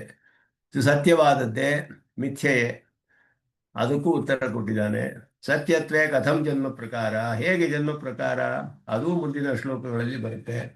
ಕಿಮಾತ್ಮಕ ಎಂ ದೇಹ, ದೇಹದ ಸ್ವರೂಪವೇನು, ಕಾರಣವೇನು ಏನು ಜನ್ಮಕ್ಕೆ, ಯಾವಾಗ ಆಗುತ್ತೆ, ಯಾವ ಪ್ರಯೋಜನಕ್ಕಾಗಿ ಆಗುತ್ತೆ, ಇದೆಲ್ಲವೂ ಕೂಡ ಪರಿಹಾರ ಮಾಡಿರೋದು ಈ ಪ್ರಶ್ನೆ. ಅರ್ಜುನನ ಈ ಪ್ರಶ್ನೆಗೆ ಪರಿಹಾರದಲ್ಲಿ ಇಷ್ಟು ವಿಷಯಗಳನ್ನು ಕೃಷ್ಣನು ಹೇಳಿರೋದು ತಿಳಿದರೆ ಪ್ರಶ್ನಾರ್ಥ ವಿಜ್ಞಾಯತೆ. ಈ ಪ್ರಶ್ನೆಗೆ ಏನು ಅರ್ಥ ಅನ್ನೋದು ಈಗ ತಿಳಿಬೇಕು ನಾವು. ಕಥಮೇ ತದ್ವಿಜಾನೀಯಾಂ ತ್ವಮಾದವು ಪ್ರೋಕ್ತವಾನ್, ನೀನೇ ಹಿಂದೆ ಹೇಳಿದಿ ಅಂತ ನಾನು ಹೇಗೆ ತಿಳಿಯೋದು? ಅವನ ಜನ್ಮ, ವಿವಸ್ವಾನ ಜನ್ಮ ಯಾವಾಗಲೂ ಆಗಿದ್ದು, ನಿನ್ನ ಜನ್ಮ ಈಗ ಆಗಿದೆ, ಇದು ಹೇಗೆ ತಿಳಿಯೋದು? ನಾನು ನೀನೇ ಹೇಳಿದಿ ಅಂತ ಇದನ್ನು ಹೇಗೆ ತಿಳಿಯೋದು ಅಂದರೆ ಇಷ್ಟು ಉತ್ತರಗಳನ್ನು ಕೊಟ್ಟ ಕೃಷ್ಣನು ಇಷ್ಟು ವಿಷಯಗಳಲ್ಲಿ. ಆದ್ದರಿಂದ ಉತ್ತರವನ್ನು ನೋಡಿ ಪ್ರಶ್ನೆಯ ಅಭಿಪ್ರಾಯವನ್ನು ತಿಳಿಬೇಕು ಅಂತ ಹೇಳಿದ್ರು.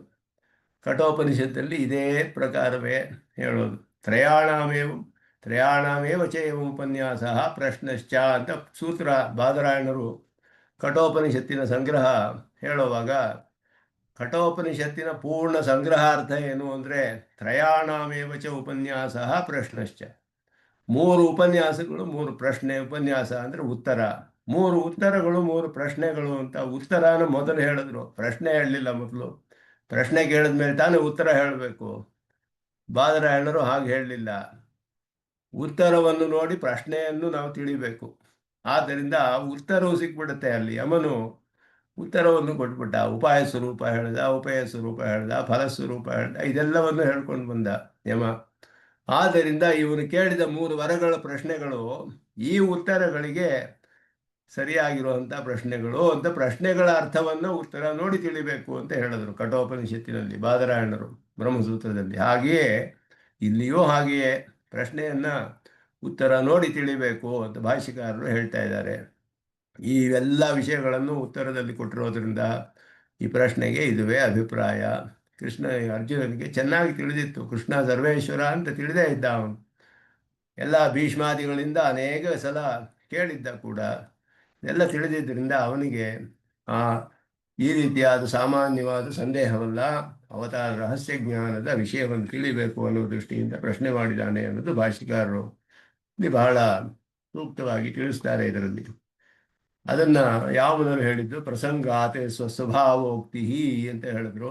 ಅದು ಗೀತಾರ್ಥ ಸಂಗ್ರಹ ಶ್ಲೋಕಾನುಸಾರೇಣ ಅಸ್ಮಿನ್ ಪ್ರಸಂಗೆ, ಈ ಪ್ರಸಂಗದಲ್ಲಿ ಕರ್ತವ್ಯತಾ ದೃಢೀಕರಣಾರ್ಥ ಕಥಾ ಪ್ರಸಂಗೆ ಇತ್ಯರ್ಥ. ಏನು ಮಾಡಬೇಕು ಅನ್ನೋದನ್ನು ದೃಢಪಡಿಸ್ಬೇಕಲ್ಲ ಆ ಪ್ರಸಂಗದಲ್ಲಿ ಅನ್ನೋದು ಅದಕ್ಕೆ ಅರ್ಥ.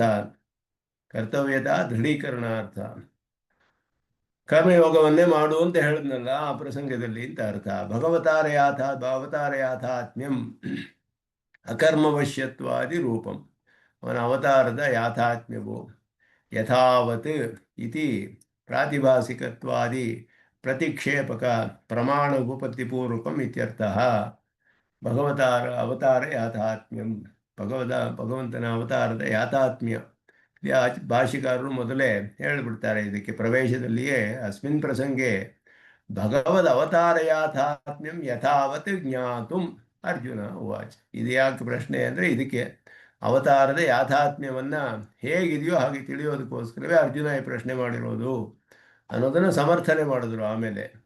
ಆದ್ದರಿಂದ ಅವನಿಗೆ ಅಕರ್ಮಶಿ ವಶ್ಯತ್ವವೇ ಮೊದಲಾದ ರೂಪವಾದದ್ದು. ಯಾಥಾತ್ಮ್ಯ ಅಂದರೆ ಅವತಾರ ಯಾಥಾತ್ಮ್ಯ, ಯಥಾವತ್ ಅಂದರೆ ಪ್ರಾತಿಭಾಸಿಕವೇ ಮೊದಲಾದನ್ನು ತಳ್ಳಿ ಹಾಕೋದಕ್ಕೆ ಪ್ರಮಾಣಗಳ ಉಪಪತ್ತಿಪೂರ್ವಕವಾಗಿ ಯಥಾವತ್ ತಿಳಿಬೇಕು ಅಂತ ಹೇಳಿದ್ರೆ ಪ್ರಾಮಾಣಿಕವಾದ ರೂಪದಲ್ಲಿ ಪ್ರಮಾಣಗಳ ಒಂದು ಬಲದಿಂದ ಉಪಪತ್ತಿಗಳಿಂದ ನೀನು ಅದನ್ನು ನನಗೆ ತಿಳಿಸಬೇಕು ಅನ್ನೋದು ಅವನ ಪ್ರಶ್ನೆ. ಪರಾವರ ಶಬ್ದಾಭ್ಯಾಮ್ನ ದೈವ ಮಾನುಷತ್ವ ಸ್ವರೂಪ ಜಾತಿ ವಿಷ ವೈಷಮ್ಯ ಮುಚ್ಚತೆ. ದೇವರ ಜಾತಿ ದೇವ ಮನುಷ್ಯತ್ವಾದಿ ರೂಪ ವಿವಸ್ವಾನು ಎಲ್ಲ ದೇವತೆಗಳು ಅಂದರೆ ಅವನು ದೇವಜಾತಿ ಆಯಿತು. ಈಗ ಮನುಷ್ಯ ಜಾತಿಯಲ್ಲಿ ಇದೆಯಾ, ಅದು ಉತ್ಕೃಷ್ಟವಾದದ್ದು, ಇದು ನಿಕೃಷ್ಟವಾದದ್ದು. ಈ ರೀತಿ ಜಾತಿಯ ವಿಷಯವಾಗಿ ವೈಷಮ್ಯವಲ್ಲ ಪರಾವರ ಅಂದರೆ. ಯಾಕೆ ಅಂದರೆ ತಸ್ಯ ಉಪದೇಶ ವಿರೋಧಿತ್ವ ಅಭಾವಾತ್. ದೇವತೆಗಳಿಗೂ ಉಪದೇಶ ಮಾಡ್ಬೋದು, ಮನುಷ್ಯರಿಗೂ ಮಾಡ್ಬೋದು, ಅದರಲ್ಲೇನು ವಿರೋಧವಿಲ್ಲ. ಆದ್ದರಿಂದ ಇವನು ಪರಾವರ ಅನ್ನುವ ಶಬ್ದ ದೃಷ್ಟಿ ಉತ್ಕೃಷ್ಟ ನಿಕೃಷ್ಟ ಅನ್ನೋದು ಜಾತಿ ಒಂದು ದೃಷ್ಟಿಯಿಂದ ಮಾಡಿಲ್ಲ, ಇವನು ಜಾತಿ ರೂಪದಿಂದ ಮಾಡಿಲ್ಲ. ದೇವಾನಾಮಪಿ ದೇವತ್ವೇನ ಚ ಕೃಷ್ಣಸ್ಯ ವಿದಿತತ್ವಾತ್. ಅದರಿಂದ ದೇವತೆಗಳು ಕೃಷ್ಣನ ದೇವತೆ ಅಂತಲೇ ತಿಳಿದರು. ದೇವತ್ವೇನ ಕೃಷ್ಣಸ್ಯ ವಿದಿತತ್ವ. ದೇವಾನಾಮಪಿ ದೇವತೆಗಳು ಕೃಷ್ಣನ ದೇವತೆ ಅಂತಲೇ ತಿಳಿದಿದ್ದಾರೆ. ಆದ್ದರಿಂದ ಜನ್ಮಶಬ್ದಸ್ಯ ಚ ಜನನವಾಚಿತೆಯ ಸಾಕ್ಷಾತ್ ಜಾತಿವಾಚಕತ್ವ ಅಭಾವಾತ್. ಜನ್ಮ ಅನ್ನೋದು ಜನನ ಅಂತ ಹೇಳ್ತೀಯ ಹೊರತು ಯಾವ ಜಾತಿ ಅನ್ನೋದನ್ನು ತಿಳಿಸೋದಿಲ್ಲ. ದೇವಜಾತಿಯೋ ಮನುಷ್ಯ ಜಾತಿಯೋ ಎಲ್ಲ ತಿಳಿಸೋದಿಲ್ಲ ಜನ್ಮ ಅಂತ ಹೇಳೋದು. ಆದೌ ಇತಿ ಕಾಲ ವಿರೋಧಸ್ಯ ಚ ವ್ಯಕ್ತ ಮುಕ್ತತ್ವಾದ. ಅದನ್ನು ಈ ಆದೌ ಅಂತ ಹೇಳಿರೋದ್ರಿಂದ ಇಲ್ಲಿ ಭವತಂ ಪ್ರಥಮೇತದ್ವಿತ್ವಂ ಆದೌ ಪ್ರೋಕ್ತವಾನ್. ಆದೌ ಅಂತ ಹೇಳಿರೋದ್ರಿಂದ ಆದಿ ಅನ್ನೋದು ಆದಿಕಾಲದ ಪೂರ್ವಕಾಲದಲ್ಲಿ ಅಂತ ಹೇಳೋದು ಕಾಲವನ್ನು ತಿಳಿಸುತ್ತೆ. ಅದು ಸ್ಪಷ್ಟವಾಗಿ ಹೇಳೋದ್ರಿಂದ ಮುಂದೆ ಇದೆಲ್ಲ ಬರುತ್ತೆ. ಬಹೂನಿಮೆ ವ್ಯತೀತಾನಿ ಯದಾ ಯದಾಹಿ ಯುಗೆ ಯುಗೆ, ಇದೆಲ್ಲ ಕಾಲವಾಚಿ ಶಬ್ದಗಳು. ಆದ್ದರಿಂದ ಇಲ್ಲಿ ಪರಾವರ ಶಬ್ದವು ಕಾಲವಾಚಿ ಅನ್ನೋದು ಸ್ವಾಮಿ ದೇಶಿಕನ್ ಭಾಷಿಕಾರರು ಅರ್ಥ ಮಾಡಿರೋದು ಸರಿಯಾಗಿದೆ ಅಂತ ಸಮರ್ಥನೆ ಮಾಡ್ತಾ ಇದ್ದಾರೆ. ಇತ್ಯೇವಂ ಆದಿರೂಪಸ್ಯ ಉತ್ತರಸ್ಯ ಚ ಕಾಲವಿರೋಧ ಪರಿಹಾರ ರೂಪತ್ವಾತ್. ಕಾಲವಿರೋಧ, ಕಾಲದಲ್ಲಿ ವಿರೋಧವಿದೆ ಅನ್ನೋದೇ ಇಲ್ಲಿ ಪರಿಹಾರ ಮುಖ್ಯ. ಅತಃ ಪರಾವರ ಶಬ್ದವು ಕಾಲ ಸಂಖ್ಯೋತ್ಕರ್ಷ ಅಪಕರ್ಷ ವಿಷಯವು ಈ ಅಭಿಪ್ರಾಯೇಣ. ಪರಾವರ ಶಬ್ದಗಳಿಗೆ ಇದೇ ಅರ್ಥ. ಎಷ್ಟೋ ಅರ್ಥ ಮಾಡ್ಬೋದು, ಬೇರೆ ಯಾವ ಅರ್ಥಗಳು ಇಲ್ಲಿ ಸರಿಯಾಗಿ ಹೊಂದೋದಿಲ್ಲ. ಆದ್ದರಿಂದ ಇಲ್ಲಿ ಕಾಲಭೇದ, ಕಾಲದಲ್ಲಿ ಬಹಳ ಹಿಂದಿನ ಕಾಲ ಈಗಿನ ಕಾಲ ಅನ್ನುವುದೇ ಇದರ ಅರ್ಥವನ್ನು ಹೇಳಬೇಕು ಅಂತ ಅರ್ಥ ಮಾಡಿದ್ರು. ಅವರತ್ವ ಹೇತುತೆಯ ವಿವಕ್ಷಿತಂ ಕಾಲಾವಧಿಂ ದರ್ಶಯತಿ. ನಿಕೃಷ್ಟವಾದ ಕಾಲ ಈಗಿನ ಕಾಲ ಅಂತ ಹೇಳಿರೋದು ಯಾವುದು ಅಂದರೆ ಅಸ್ಮತ್, ನಮ್ಮ ಕಾಲದಲ್ಲಿ ನಾವಿರುವ ಕಾಲದಲ್ಲಿಯೇ ನೀನು ಜನ ಹೊಂದಿದೆಯಾ, ಇಲ್ಲಿ ನಿನ್ನ ಜನ್ಮವಾಗಿದೆ. ಸಮಕಾಲಂ ಅದೂರ ವಿಪ್ರಕೃಷ್ಟಂ. ವಿಪ್ರಕೃಷ್ಟ ಅಂದರೆ ಬಹಳ ದೂರವಾದದ್ದು, ಅದೂರ ಅಂದರೆ ತುಂಬ ದೂರವಿಲ್ಲ. ನನಗೂ ನಿನಗೂ ಜನ್ಮಕ್ಕೆ ಏನು ಹೆಚ್ಚು ಕಾಲ ಭೇದವಿಲ್ಲ ಅಂತ ಅರ್ಥ. ಬಹಳ ಹತ್ತಿರ, ಕೆಲವು ವರ್ಷಗಳೇ ವ್ಯತ್ಯಾಸವಿರಬಹುದು ಆ ದೃಷ್ಟಿಯಿಂದ. ತ್ವಂ ಶಬ್ದ ಇದಾನೀಂತನತ್ವ ಅಭಿಪ್ರಾಯತೆಯ. ನೀನು ಅಂತ ಹೇಳಿರೋದ್ನಲ್ಲೂ ಹಾಗೆ ತ್ವಮೇವ ಇತಿ ಯುಕ್ತಂ. ಕಥಮೇತದಿತ್ಯ ಇತ್ಯಾಪೇಕ್ಷಿಕ ಸೂಚಿತಮುಕ್ತಂ ಅಸಂಭಾವನೀಯಂ. ಕಥಮೇತದ್ವಿಜಾನೀಯ, ಹೇಗೆ ತಾನೇ ತಿಳಿಯಕ್ಕೆ ಸಾಧ್ಯ ಅಂದರೆ ಇದು ಸಂಭವವೇ ಇಲ್ವಲ್ಲ ಅನ್ನುವ ಅರ್ಥ. ಅಲ್ಲಿ ಅಭಿಪ್ರಾಯ ಹೇಗೆ ತಾನೇ ತಿಳಿಯಕ್ಕೆ ಸಾಧ್ಯ ಅಂದರೆ ಇದು ಹೇಗೆ ಸಂಭವವೇ ಇಲ್ಲವಲ್ಲ. ವಿಜಾನೀಯಾಮ್ ಇತ್ಯತ್ರ ಉಪಸರ್ಗ ವಿವಕ್ಷಂ ಯಥಾರ್ಥಂ. ಅಲ್ಲಿ ವಿಜಾನೀಯಾಮ್ ಅಂದರೆ ವಿಶೇಷಣ ಜಾನೀಯಾಮ್, ವಿಶೇಷವಾಗಿ ತಿಳಿಬೇಕು ಅಂದರೆ ಯಥಾರ್ಥವಾಗಿ ತಿಳಿಬೇಕು ಅಂತ ಅರ್ಥ. ವಿಶೇಷವೇನು ಅಂದರೆ ವಿ ಅನ್ನೋದು ಉಪಸರ್ಗ. ಅಲ್ಲಿಯೂ ವಿಶೇಷವಾಗಿ ತಿಳಿಬೇಕು, ವಿಶೇಷವಾದ ಜ್ಞಾನ ಬೇಕು ನನಗೆ. ಇಲ್ಲಿ ಯಾವುದು ಅಂದರೆ ಯಥಾರ್ಥಂ, ಹೇಗೆ ಇದೆಯೋ ಹಾಗೆ ತಿಳಿಬೇಕು ನಾನು ಅನ್ನೋದೇ ಅಲ್ಲಿ ವಿಶೇಷ. ಜನ್ಮಾಂತರ ಸೇವಾ ಅಭಾವಾದ್ವಾ ಜನ್ಮಾಂತರ ಅನುಭೂತಸ್ಯ ಸ್ಮೃತ್ಯಯೋಗಾದ್ವಾ ವಕ್ತು ಜನ್ಮಾಂತರ ಸ್ಮೃತಿಮತ್ತೆಯ ಶ್ರೋತು ಅವಿದಿತಾದ್ವಾದ್ವಾ ಖಲು ಏತಜ್ಜನ್ಮಾವಲಂಬನೇನ ವಿರೋಧ ಚೋದ್ಯಂ. ಈ ಜನ್ಮಕ್ಕೂ ಇನ್ನೊಂದು ಜನ್ಮಕ್ಕೂ ವಿರೋಧವನ್ನು ಹೇಳಬೇಕು ಅಂತ ಹೇಳಿದ್ರೆ ಹಿಂದಿನ ಜನ್ಮ ಈಗಿನ ಜನ್ಮಕ್ಕೆ ವಿರೋಧವಲ್ಲ. ಹೇಗೆ ವಿರೋಧವಾಯಿತು ಅಂದರೆ ಯಾವ ಕಾರಣದಿಂದ ಹೇಳ್ಬೋದು ವಿರೋಧಗಳನ್ನು? ಅನೇಕ ಕಾರಣಗಳಿಂದ ಹೇಳ್ಬೋದು. ಇನ್ನೊಂದು ಜನ್ಮವೇ ಇಲ್ಲದೆ ಹೋದರೆ ಆಗ ಹೇಳ್ಬೋದು. ಜನ್ಮವೇ ಇಲ್ಲ, ಹೇಗೆ ಆ ಜನ್ಮ ಈ ಜನ್ಮ ಹೇಗೆ ನೀನೇ ಇರಕ್ಕೆ ಸಾಧ್ಯ? ಇನ್ನೊಂದು ಜನ್ಮವೇ ಇಲ್ಲವಲ್ಲ. ಆ ದೃಷ್ಟಿಯಿಂದ ಒಂದು ಸಂಶಯ ಬರ್ಬೋದು, ಆಕ್ಷೇಪ ಮಾಡ್ಬೋದು. ಜನ್ಮಾಂತರ ಸೇವ ಅಭಾವಾತ್. ಎರಡೇದು ಜನ್ಮಾಂತರ ಅನುಭೂತಸ್ಯ ಸ್ಮೃತ್ಯ ಯೋಗ. ಹಿಂದಿನ ಜನ್ಮದ ಸ್ಮರಣೆ ಯಾರಿಗೂ ಇರಕ್ಕೆ ಸಾಧ್ಯವಿಲ್ಲ. ನಿನಗೆ ಹೇಗೆ ತಿಳಿಯುತ್ತೆ? ಹಿಂದೆ ನೀನೇ ಹೇಳಿದವನು, ಈಗ ಹೇಳಿದವನು, ನಾನು ಹೇಗೆ ತಿಳಿಯೋನು? ಈ ರೀತಿಯೂ ಒಂದು ಪ್ರಶ್ನೆ ಮಾಡೋಕ್ಕೆ ಸಾಧ್ಯ ಅಲ್ಲಿ. ಬೇರೆ ಆ ಹಿಂದೆ ಹೇಳಿದವನೇ ನೀನು ಅಂತ ನಾ ಹೇಗೆ ತಿಳಿಯೋದು? ಯಥಾರ್ಥವನ್ನು ತಿಳಿಬೇಕು ಅಂತ ಹೇಳಿದ್ನಲ್ಲ. ಎರಡು ಜನ್ಮಗಳಲ್ಲಿ ವಿರೋಧ ಯಾವ್ಯಾವ ರೂಪದಲ್ಲಿ ಹೇಳ್ಬೋದು? ಸ್ವಾಮಿ ದೇಶಿಕನ್ ಹೇಳ್ತಾರೆ ಇಲ್ಲಿ. ಜನ್ಮಾಂತರವೇ ಇಲ್ಲದೆ ಹೋದರೆ ಹಾಗೆ ಹೇಳ್ಬೋದು, ಈ ರೀತಿ ಪ್ರಶ್ನೆ ಮಾಡ್ಬೋದು ಸಾಮಾನ್ಯವಾಗಿ. ಜನ್ಮಾಂತರ ತಿಳಿದಿರೋದು ಮರ್ತು ಬಿಟ್ರೆ, ಅದರ ಸ್ಮರಣೆ ಸಂಭವವೇ ಇಲ್ಲ ಅಂದರೆ. ಮೂರನೆಯದು, ಜನ್ಮಾಂತರ ಹೇಳ್ತಾ ಇರೋವನಿಗೆ ಜನ್ಮಾಂತರ ಇತ್ತು, ಅದರ ಜ್ಞಾನವಿದೆ ಅಂತ ಕೇಳೋವನಿಗೆ ತಿಳಿದಿಲ್ಲ, ಆಗಲೂ ಹೇಳಬಹುದು. ನಮಗೆ ಉತ್ತರ ಹೇಳ್ತಿರೋರು ಜನ್ಮಾಂತರ ಸ್ಮೃತಿ ಉಳ್ಳವರು ಅಂತ ನಮಗೆ ತಿಳಿದಿಲ್ಲ, ಆಗಲೂ ಅದು ಹೇಗೆ ಆ ಜನ್ಮದಲ್ಲಿ ಹೇಳ್ದಿ ಈ ಜನ್ಮದಲ್ಲಿ ಹೇಳ್ದಿ ಅಂತ ಕೇಳ್ಬೋದು ಪ್ರಶ್ನೆ.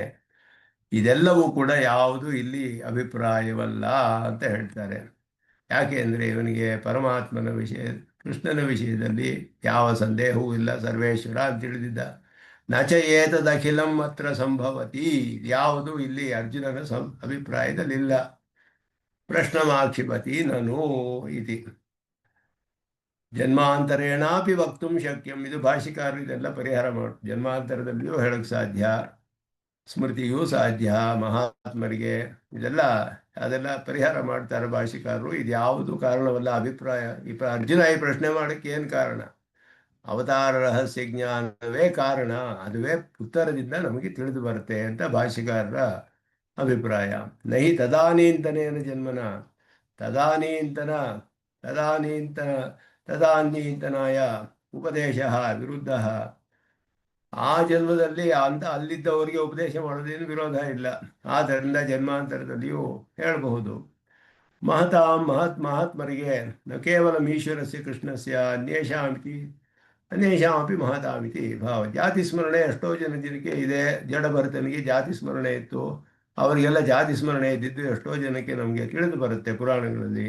ರೂಯಂತೇಶ ಜಾತಿ ಸ್ಮರಣ ವೃತ್ತಾಂತಹ, ಬೇಕಾದಷ್ಟು ವೃತ್ತಾಂತಗಳಿದೆ. ಜಾತಿ ಸ್ಮರತಿ ಪೌರ್ವಿಕಿ ಮಿತಿ ಮನು ಸ್ಮೃತಿಯಲ್ಲಿಯೂ ಹೇಳ್ತಾರೆ, ಹಿಂದಿನ ಜನ್ಮಗಳನ್ನು ಸ್ಮರಣೆ ಮಾಡ್ತಾರೆ ಮಹಾತ್ಮರು. ಇದೆಲ್ಲವೂ ಕೂಡ ಸಾಧ್ಯ. ಇದ್ಯಾವುದು ಅರ್ಜುನನ ಅಭಿಪ್ರಾಯವಲ್ಲ ಈ ಪ್ರಶ್ನೆಗೆ. ಅನುಭವೇನ ಸಂಸ್ಕಾರೇ ಪ್ರಾಗೇವ ನಿಷ್ಪನ್ನೆ ತಸ್ಯ ಚ ಅದೃಷ್ಟ ವಿಶೇಷಾದಿವಶಾತ್ ಉದ್ಬೋಧೆ ಜನ್ಮಾಂತರ ಅನುಭೂತ ಸ್ಮೃತವನ್ನು ಕಾಚಿದ ಅಯುಕ್ತಿ. ಅನುಭವದಿಂದಲೂ ಸಂಸ್ಕಾರದಿಂದಲೂ ಹಿಂದೆಯೇ ಉಂಟಾದಂತಹ ಒಂದು ಜ್ಞಾನ ಯಾವುದಿದೆಯೋ, ಅದೃಷ್ಟ ವಿಶೇಷದಿಂದ ಒಂದು ಜ್ಞಾನ ಹಿಂದೆ ಅನುಭವಿಸಿದ ವಿಷಯ ಜನ್ಮಾಂತರದಲ್ಲಿಯೂ ಬರಬಹುದು. ಅದರಲ್ಲಿ ಯಾವ ಒಂದು ಅಯುಕ್ತಿಯೂ ಇಲ್ಲ. ಅದರಲ್ಲಿ ಕಾಚಿದ ಅಯುಕ್ತಿ, ಎಲ್ಲ ಯುಕ್ತವಾಗಿಯೇ ಇದೆ ಅದು. ಯಾಕೆಂದರೆ ಜನ್ಮಾಂತರ ಸ್ಮರಣೆ ಎಲ್ಲರಿಗೂ ಇದೆ. ಸ್ವಾಮಿ ದೇಶಿಕನಲ್ಲಿ ಒಂದು ವಿಶೇಷವಾದ ಹೇಳ್ತಾರೆ, ಯಥಾ ಪ್ರಥಮ ಸ್ತನ್ಯಪಾನೆ ಸ್ತನ್ಯಸ್ಸ ಪಿಪಾಸಾ ಶಾಂತಿ ಹೇತುತ್ವ ಸ್ಮೃತವು. ಎಲ್ಲರಿಗೂ ಇರುತ್ತೆ ಇದು. ಎಲ್ಲ ಮಕ್ಕಳು ಮೊದಲ ಸ್ತನ್ಯಪಾನದಲ್ಲಿ ಅದರ ಹಸುವು ಹೋಗುತ್ತೆ ಅಂತಲೇ ಸ್ತನ್ಯಪಾನ ಮಾಡುತ್ತೆ. ಹೇಗೆ ಮೊದಲ ಸ್ತನ್ಯಪಾನ ಮಾಡೋಕ್ಕೆ ಸಾಧ್ಯ ಮಕ್ಕಳು ಅಂತ ಹೇಳಿದ್ರೆ, ಪೂರ್ವಜನ್ಮದ ಸ್ಮರಣೆ ಅದರಿಂದಲೇ ಬರುತ್ತೆ. ಅದು ಒಂದು ಅದೃಷ್ಟ ವಿಶೇಷ ಎಲ್ಲರಿಗೂ ಉಂಟಾಗೋದು. ಅದು ಒಂದು ಕರು ಅಷ್ಟೇ ಹುಟ್ಟಿದ್ರೆ ತಾಯಿಯ ಕೆಚ್ಚಲಿಗೆ ಬಾಯಿ ಹಾಕುತ್ತೆ ಮೊದಲು. ಅದಕ್ಕೆ ಹೇಗೆ ತಿಳಿಯಿತು? ಇದು ಯಾರು ಉಪದೇಶನೆ ಮಾಡಿದ್ರಲ್ಲ, ಹುಟ್ಟಿದ ತಕ್ಷಣ ಮಾಡೋ ಕೆಲಸ ಇದು ಹೇಗೆ ತಿಳಿಯುತ್ತೆ ಅಂತ ಹೇಳಿದ್ರೆ, ಪೂರ್ವಜನ್ಮ ಸ್ಮರಣೆ ಅದು ಇರೋದು ಎಲ್ಲರಿಗೂ ತಿಳಿದು ಬರುತ್ತೆ. ಪೂರ್ವಜನ್ಮ ಸ್ಮರಣೆ ಸಾಧ್ಯ. ಪ್ರಶ್ನೆ ಅದರಲ್ಲಿ ಯಾವ ಒಂದು ವಿರೋಧವೂ ಇಲ್ಲ. ಅದ್ಯಾರು ಇಲ್ಲ ಅಂತ ಹೇಳೋಕ್ಕಾಗೋದಿಲ್ಲ. ಮಹತಾಂ ಅನ್ಯೇಷಾಂ ಸ್ಮೃತಿ ಈಶ್ವರಸ್ಯ ಚೋ ಪ್ರಾಚೀನ ವೃತ್ತಾಂತ ಗೋಚರ ಸಾಕ್ಷಾತ್ಕಾರ ಸ್ಮೃತಿ ಇತಿ ಉಪಚರ್ಯತೆ. ಈಶ್ವರನ ವಿಷಯದಲ್ಲಿ ಅದು ಸ್ಮೃತಿ ಅಲ್ಲ, ಸಾಕ್ಷಾತ್ಕಾರವೇ. ಯಾಕೆಂದರೆ ಎಲ್ಲ ಕಾಲದಲ್ಲಿಯೂ ಎಲ್ಲವನ್ನೂ ಸಾಕ್ಷಾತ್ಕಾರ ಆಗಿ ಏಕಕಾಲದಲ್ಲಿ ಸ್ವತಃ ತಾನೇ ತಿಳಿಯುವವನು, ಸರ್ವಜ್ಞನಾದವನು. ಅದುವೇ ಅವನಿಗೆ ಸ್ಮೃತಿ ಅಂತ ಯಾಕೆ ಹೇಳುತ್ತೆ ಅಂದರೆ ಔಪಚಾರಿಕ. ಈಶ್ವರನ ವಿಷಯದಲ್ಲಿ ಮಿಕ್ಕಿದವರಿಗೆಲ್ಲ ಸ್ಮೃತಿ ಅಂತ ಹೇಳಲ್ಪಡುತ್ತೆ.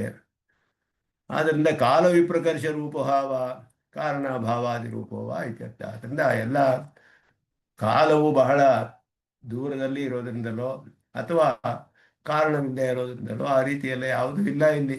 ಯಾವ ಅಭಿಪ್ರಾಯದಿಂದ ಅರ್ಜುನ ಪ್ರಶ್ನೆ ಮಾಡ್ತಿದ್ದಾನೆ, ಭಾಷಿಕಾರ ವ್ಯಾಖ್ಯಾನವನ್ನ ಸ್ವಾಮಿ ದೇಶಿಕನ್ ಸಮರ್ಥನೆ ಮಾಡ್ತಾರೆ ಇಲ್ಲಿ. ಅಸೌ ಅರ್ಜುನ ತಿದ್ದೇ ಇದ್ದ ಅವನು ಸರ್ವೇಶ್ವರ ಅಂತ ವೃದ್ಧೋಪಸೇವಾದಿಭಿ ಶ್ರುತಾದಿ ಬಹುಲೋ ಅರ್ಜುನ. ವೃದ್ಧರಿಗೆಲ್ಲ ಚೆನ್ನಾಗಿ ಸೇವೆ ಮಾಡಿ ಚೆನ್ನಾಗಿ ಶಾಸ್ತ್ರವನ್ನೆಲ್ಲ ಚೆನ್ನಾಗಿ ಕೇಳಿದ್ದ ಅವರಿಂದ ಅರ್ಜುನನು. ಆದ್ದರಿಂದ ವಕ್ತಾರಂ ವಿವಸ್ವತೆ ಪ್ರೋಕ್ತವಾನಹಮಿತಿ ಸ್ವಸ್ಮೈ ವಕ್ತಾರಂ. ಅರ್ಜುನನಿಗೆ ಹೇಳ್ತಿರೋನು ಕೃಷ್ಣನು, ನಾನೇ ಹೇಳಿದ್ನಪ್ಪ ವಿವಸ್ವಾನನಿಗೆ. ಯದ್ವಾ ವಿವಸ್ವತೆ ವಕ್ತಾರಂ ಏನಂ ವಸುದೇವತನಯಂ. ವಿವಸ್ವಾನನಿಗೆ ಹೇಳಿದವನು, ವಿವಸ್ವಾನನಿಗೆ ನಾನೇ ಹೇಳಿದೆ ಅಂತ ನೇರವಾಗಿ ನನಗೆ ಹೇಳ್ತಿರೋನು ಕೃಷ್ಣ. ಈ ವಸುದೇವತನಯನಾದವನು ಮನುಷ್ಯ ವ್ಯಾಪಾರ ಜನ್ಮಭ್ಯಾಂ ತಿರೋಹಿತ ಈಶ್ವರ ಭಾವಮಪಿ ಇತ್ಯಭಿಪ್ರಾಯ. ಮನುಷ್ಯ ಮನುಷ್ಯ ಮೊದಲಾದ ಮನುಷ್ಯರ ವ್ಯಾಪಾರಗಳನ್ನೆಲ್ಲ ಉಳ್ಳಂತಹ ಜನ್ಮವನ್ನು ಪಡೆದು ಬಂದಿದ್ದಾನೆ ಕೃಷ್ಣ. ಆದ್ದರಿಂದ ಅವನ ಈಶ್ವರ ಭಾವವು ಮರೆ ಮಾಡಲ್ಪಟ್ಟಿದೆ. ಅಂತಹ ಈಶ್ವರ ಕೃಷ್ಣನು ಸರ್ವೇಶ್ವರನ್, ಅವನನ್ನ ಆ ವಸುದೇವ ತನೆಯನಾದವನು ಅಂದರೆ ವಸುದೇವ ತನೆಯ ಅಂದರೆ ಮನುಷ್ಯ ವ್ಯಾಪಾರಗಳು ಇರುವಂತಹ ಜನ್ಮದಿಂದ ತನ್ನ ಸ್ವರೂಪವನ್ನು ಮರೆಸಿಕೊಂಡಿರುವವನು, ಅಂತಹ ಸರ್ವೇಶ್ವರನಾದವನು. ವಿವಸ್ವಾದೀನಾಮಪಿ ಈಶ್ವರಂ ಭಾವ. ಸೂರ್ಯ ವಿವಸ್ವಾನ್ ಮೊದಲಾದವರಿಗೂ ಈಶ್ವರನಾದವನು ಅವನು ಸರ್ವೇಶ್ವರನು ಅಂತ ಹೇಳಿದ್ರೆ, ಯದ್ವಾ ಗೋವರ್ಧನೋದ್ಧಾರಣಾದಿ ಅತಿಮಾನುಷ ವೃತ್ತಾಂತೈ ಅವತಾರ ದಶಾಯಾಮೇವ ಚತುರ್ಭುಜತ್ವಾದಿನ ವ್ಯಂಜಿತ ಈಶ್ವರತ್ವಂ ಇತಿ ಭಾವ. ಸರ್ವೇಶ್ವರ ಅಂದರೆ ಅವನ ಈಶ್ವರತ್ವವು ಪ್ರಕಟಪಡಿಸಿದ ಸ್ಪಷ್ಟವಾಗಿ ಕೃಷ್ಣಾವತಾರದಲ್ಲಿ. ಜನ್ಮದಲ್ಲಿಯೇ ಅವನಿಗೆ ಚತುರ್ಭುಜಗಳೊಡನೆ ಅವತಾರ. ಅವನಿಗೆ ಆಮೇಲೆ ಮರೆಸ್ಕೊಂಡು ಬಿಡ್ತಾನೆ. ದೇವಕಿ ಪ್ರಾರ್ಥಿಸಿದಾಗ ಅವನ ವಸುದೇವರು ಹೇಳ್ತಾರೆ, ನನಗೆ ಪಾಪ ಬಂದ್ಬಿಡುತ್ತೆ, ನೀನು ಮರೆಸ್ಕೊಂಡ್ಬಿಡು ಅಂತ ಹೇಳ್ತಾರೆ. ಆಗ ಅವನು ಮರೆಸ್ಕೊಂಡ್ಬಿಡ್ತಾನೆ. ಮತ್ತೆ ಗೋವರ್ಧನಾದಿ ಅತಿಮಾನುಷ ಚೇಷ್ಟಿತಗಳನ್ನೆಲ್ಲ ಮಾಡಿರೋದು, ಅದರಿಂದಲೂ ಇವನಿಗೆ ಈಶ್ವರತ್ವ ಅನ್ನೋದು ಸ್ಪಷ್ಟವಾಗಿ ತಿಳಿಯಲ್ಪಟ್ಟಿದೆ. ಉತ್ತಜ್ಞಾನ ಸದ್ಭಾವಂ ಕಾರ್ಯೇಣ ವ್ಯವಹಾರೇಣ ಕಾರಣೋಪದೇಶೇನ ಚ ಸ್ಥಾಪಯತಿ ಯಥೇವಂ. ಆದ್ದರಿಂದ ಈ ಹೇಳಿದಂತಹ ಈ ಜ್ಞಾನವು ಇತ್ತು ಅವನಿಗೆ. ಆದ್ದರಿಂದಲೇ ಅವನ ಕಾರ್ಯಗಳಲ್ಲಿ ಮತ್ತೆ ಅವನ ವ್ಯವಹಾರದಿಂದಲೂ ಕಾರಣದಿಂದಲೂ ಇದೆಲ್ಲವೂ ಕೂಡ ಅವನಿಗೆ ತಿಳಿದಿದ್ದವನೇ. ಆದ್ದರಿಂದ ಏವಂ ಅನೇಕ ಆಪ್ತತಮ ಉಪದೇಶಾದಿಭಿ ಈಶ್ವರತ್ವ ನಿಷ್ಕರ್ಷಪೂರ್ವಕಂ ಇತ್ಯರ್ಥ. ಈ ರೀತಿ ಅವನನ್ನ ಆಪ್ತತಮರಾದವರಿಂದ ಉಪದೇಶವೇ ಮೊದಲಾದವುಗಳಿಂದ ಮತ್ತೆ ಕೃಷ್ಣನು ಮಾಡಿದ ಕೆಲಸಗಳಿಂದ ಅತಿಮಾನುಷ ಚೇಷ್ಟಿತೆಗಳಿಂದ ಇವುಗಳೆಲ್ಲರಿಂದಲೂ ಕೂಡ ಸ್ಪಷ್ಟವಾಗಿ ಈಶ್ವರತ್ವವನ್ನು ನಿಷ್ಕರ್ಷಕ ಜ್ಞಾನ ಇತ್ತು ಅರ್ಜುನನಿಗೆ ಕೃಷ್ಣನ ವಿಷಯದಲ್ಲಿ. ಅರ್ಜುನಸ್ಯ ಸ್ವವಾಕ್ಯೇನ ಸ್ವೋಕ್ತ ಮಹರ್ಷಿಗಣೋಪದೇಶೇನ ಚ ಜ್ಞಾನಾನುಮಾನ ಮುಕ್ತಂ. ಇವನಿಗೆ ಹೇಗೆ ಜ್ಞಾನವಿದೆ ಅಂತ ಹೇಗೆ ಊಹೆ ಮಾಡೋಕ್ಕೆ ಸಾಧ್ಯ ಅಂದರೆ ತನ್ನ ವಾಕ್ಯಗಳಿಂದಲೂ ಮಹರ್ಷಿಗಳ ತಾನು ಹೇಳಿದ ವಾಕ್ಯವು ಈ ವಿಷಯವನ್ನೆಲ್ಲ ಮಹರ್ಷಿಗಳು ಹೇಳಿದ್ದಾರೆ ಅನ್ನೋದ್ರಿಂದಲೂ ಕೂಡ ಉಪದೇಶವಾಗಿದೆ ಅವನಿಗೆ. ಈ ವಿಷಯಗಳೆಲ್ಲ ಮಹರ್ಷಿಗಳಿಂದಲೂ ವ್ಯಾಸಾದಿಗಳಿಂದ ತಾನು ಕೂಡ ತಿಳಿದು ಅದನ್ನು ಕೃಷ್ಣನಿಗೆ ಹೇಳಿರುವ ವಿಷಯಗಳು ಗೀತೆಯಲ್ಲಿಯೇ ಬರುತ್ತೆ. ಇದೆಲ್ಲದಿಂದಲೂ ತಿಳಿಯುತ್ತೆ. ಭಾರತ ಕಥಾವಗತೇನ ಬಂಧುಪದೇಶ ಜ್ಞಾನ. ಈ ಭಾರತದಲ್ಲಿಯೇ ನಡೆಯುವಂತಹ ಯುಧಿಷ್ಠಿರನ ಯಾಗದ ಸಮಯದಲ್ಲಿ ಅವನಿಗೆ ಅರ್ಘ್ಯದ ಪ್ರದಾನವನ್ನು ಕೊಡುವಾಗ ಭೀಷ್ಮರು ಕೃಷ್ಣನನ್ನ ಕರೆದಾಗ ಎಲ್ಲರಿಗೂ ತಿಳಿಯುತ್ತೆ ಅವನು ಸರ್ವೇಶ್ವರತ್ವ ಮೊದಲಾದದ್ದು ಅವರು ಭೀಷ್ಮರು ಅನೇಕ ಸತಿ ಹೇಳಿದ್ದಾರೆ. ಬಹುಶೋಪಿ ವೃತ್ತಾಂತೇಶು ಆಪ್ತತಮೇಭ್ಯ ಬಹುಭ್ಯ ಬಹುಧಾ ಶ್ರುತಂ. ಅನೇಕ ವೃತ್ತಾಂತಗಳಲ್ಲಿ ಆಪ್ತತಮರಾದವರಿಂದ ಅನೇಕ ಜನರಿಂದ ಅನೇಕ ಸಲ ಕೇಳಿದ್ದಾನೆ ಕೃಷ್ಣನ ವಿಷಯದಲ್ಲಿ. ಆದ್ದರಿಂದ ಕೃಷ್ಣನೇ ಉತ್ಪತ್ತಿ ಸ್ಥಿತಿ ಮೊದಲಾದ್ದು ಹೇಳಲ್ಪಟ್ಟಿದೆ. ಸ್ಥಿತು ಹೇತುತ್ವೇನ ಪ್ರಸಿದ್ಧ ಸಯೇವ ಉತ್ಪತ್ತಾದೇರಪಿ ಹೇತು ನತು ಬ್ರಹ್ಮರುದ್ರಾದಿ ಪ್ರಧಾನಾದಿರುವ. ಅದೆಲ್ಲ ಋಷಿ ವಾಕ್ಯಗಳನ್ನೆಲ್ಲ ಹೇಳಿದ್ರು. ಯದ್ವಾ ಲೌಕಿಕೈ ಪುರುಷೈ ವಸುದೇವತನಯತೆಯ ಪ್ರತೀಯಮಾನ ಕೃಷ್ಣ ಏವ. ಲೌಕಿಕರಾದ ಪುರುಷರಿಗೆ ಇವನು ವಸುದೇವನ ಮಗ ಅಂತ ತಿಳಿದು ಬರ್ತಿದ್ದಾನೆ, ಆ ಕೃಷ್ಣನು ಅಂತಾನು ಹೇಳ್ಬೋದು. ಲೋಕಸ್ತು ಭುವನೆ ಜನೇ, ಇದು ಒಂದು ವ್ಯಾಖ್ಯಾನದಲ್ಲಿ ಇದು ನಾಮಲಿಂಗಾನುಶಾಸನ ಅಮರಕೋಶವನ್ನು ತಿಳಿಸ್ತಾರೆ. ಭುವನ ಜನಗಳು ಅಂತ ಅರ್ಥ. ಇಲ್ಲಿ ಭಾಷಿಕಾರರು ಉದ್ಧರಿಸಿರುವ ಶ್ಲೋಕದ ಅರ್ಥಕ್ಕೆ ಸ್ವಾಮಿ ದೇಶಿಕನ್ ಅರ್ಥವನ್ನೇ ಹೇಳ್ತಾ ಇದ್ದಾರೆ. ಕೃಷ್ಣ ಏವ ಹಿ ಲೋಕಾನಾಂ ಉತ್ಪತ್ತಿರಪಿ ಚಾವ್ಯಯ ಅಂತ ಹೇಳಿದ್ರು.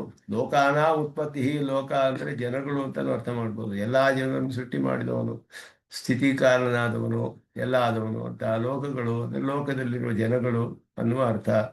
ಲೋಕಸ್ತು ಭುವನೆ ಜನೇ ಅಂತ ಪರ್ಯಾಯ ಪದಗಳು. ತತ್ರ ಅಂತರ ವಿವಕ್ಷಾಯಾಮ್ ಇತರ ಪದಾರ್ಥಂ. ಒಂದು ತಿಳಿದ್ರೆ ಇನ್ನೊಂದು ತಿಳಿಯುತ್ತೆ. ಲೋಕಗಳನ್ನು ಸೃಷ್ಟಿ ಮಾಡಿದವನು ಅಂದರೆ ಲೋಕದಲ್ಲಿರುವ ಜನ ಸೃಷ್ಟಿ ಮಾಡಿದವನು ಅಂತಲೇ ಅರ್ಥ. ಜನಗಳನ್ನು ಸೃಷ್ಟಿ ಮಾಡಿದವನು ಅಂದರೆ ಲೋಕ ಸೃಷ್ಟಿ ಮಾಡಿಯೇ ಜನಗಳನ್ನು ಸೃಷ್ಟಿ ಮಾಡಬೇಕು. ಅದನ್ನು ಒಂದು ಒಂದು ಹೇಳಿದ್ರೆ ಇನ್ನೊಂದು ಅರ್ಥದಲ್ಲಿಯೇ ನಮಗೆ ಸಿದ್ಧಿಸುತ್ತೆ. ಎರಡು ಅರ್ಥವು ಹೇಳ್ಬೋದು.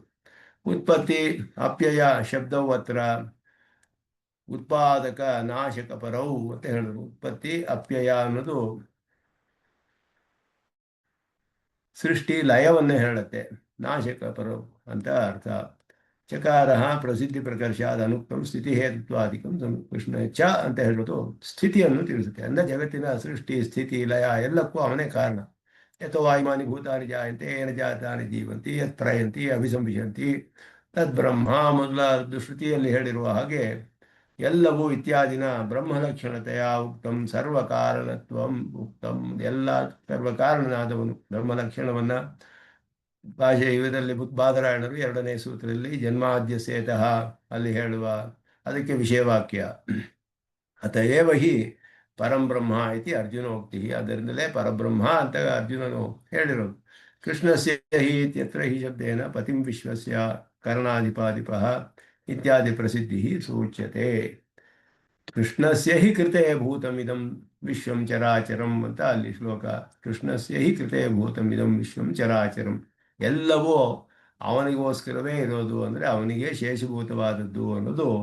ಪತಿಂ ವಿಶ್ವಸ್ಯ ಆತ್ಮೇಶ್ವರಗಂ ಮೊದಲಾದದ್ದು. ಪತಿ ಶಬ್ದವು ಶೇಷಿ ಎನ್ನುವ ಅರ್ಥವನ್ನು ತಿಳಿಸುತ್ತೆ. ಕರ್ಣಾಧಿಪಾಧಿಪ ಇಂದ್ರಿಯಗಳಿಗೆ ಅಧಿಪನಾದ, ಜೀವರಿಗೆಲ್ಲ ಅಧಿಪನಾದವನು ಪರಮಾತ್ಮ ಅನ್ನೋದು ಕೂಡ ಶ್ವೇತಾಶ್ವತರ ಉಪನಿಷತ್ತು, ಮಹಾನಾರಾಯಣ ಮೊದಲಾದ್ದೆಲ್ಲ ಅದೇ ಅರ್ಥದಲ್ಲಿ ಎಲ್ಲಕ್ಕೂ ಶೇಷಿಯಾದವನು. ಕೃತೆ ಇತ್ಯಸ್ಯ ಅನೇಕಾರ್ಥ ಸಾಧಾರಣತ್ವಾತ್ ತಾದರ್ಥ್ಯ ಪರತ್ವ ವ್ಯಂಜನಾಯ ಶೇಷಭೂತಂ.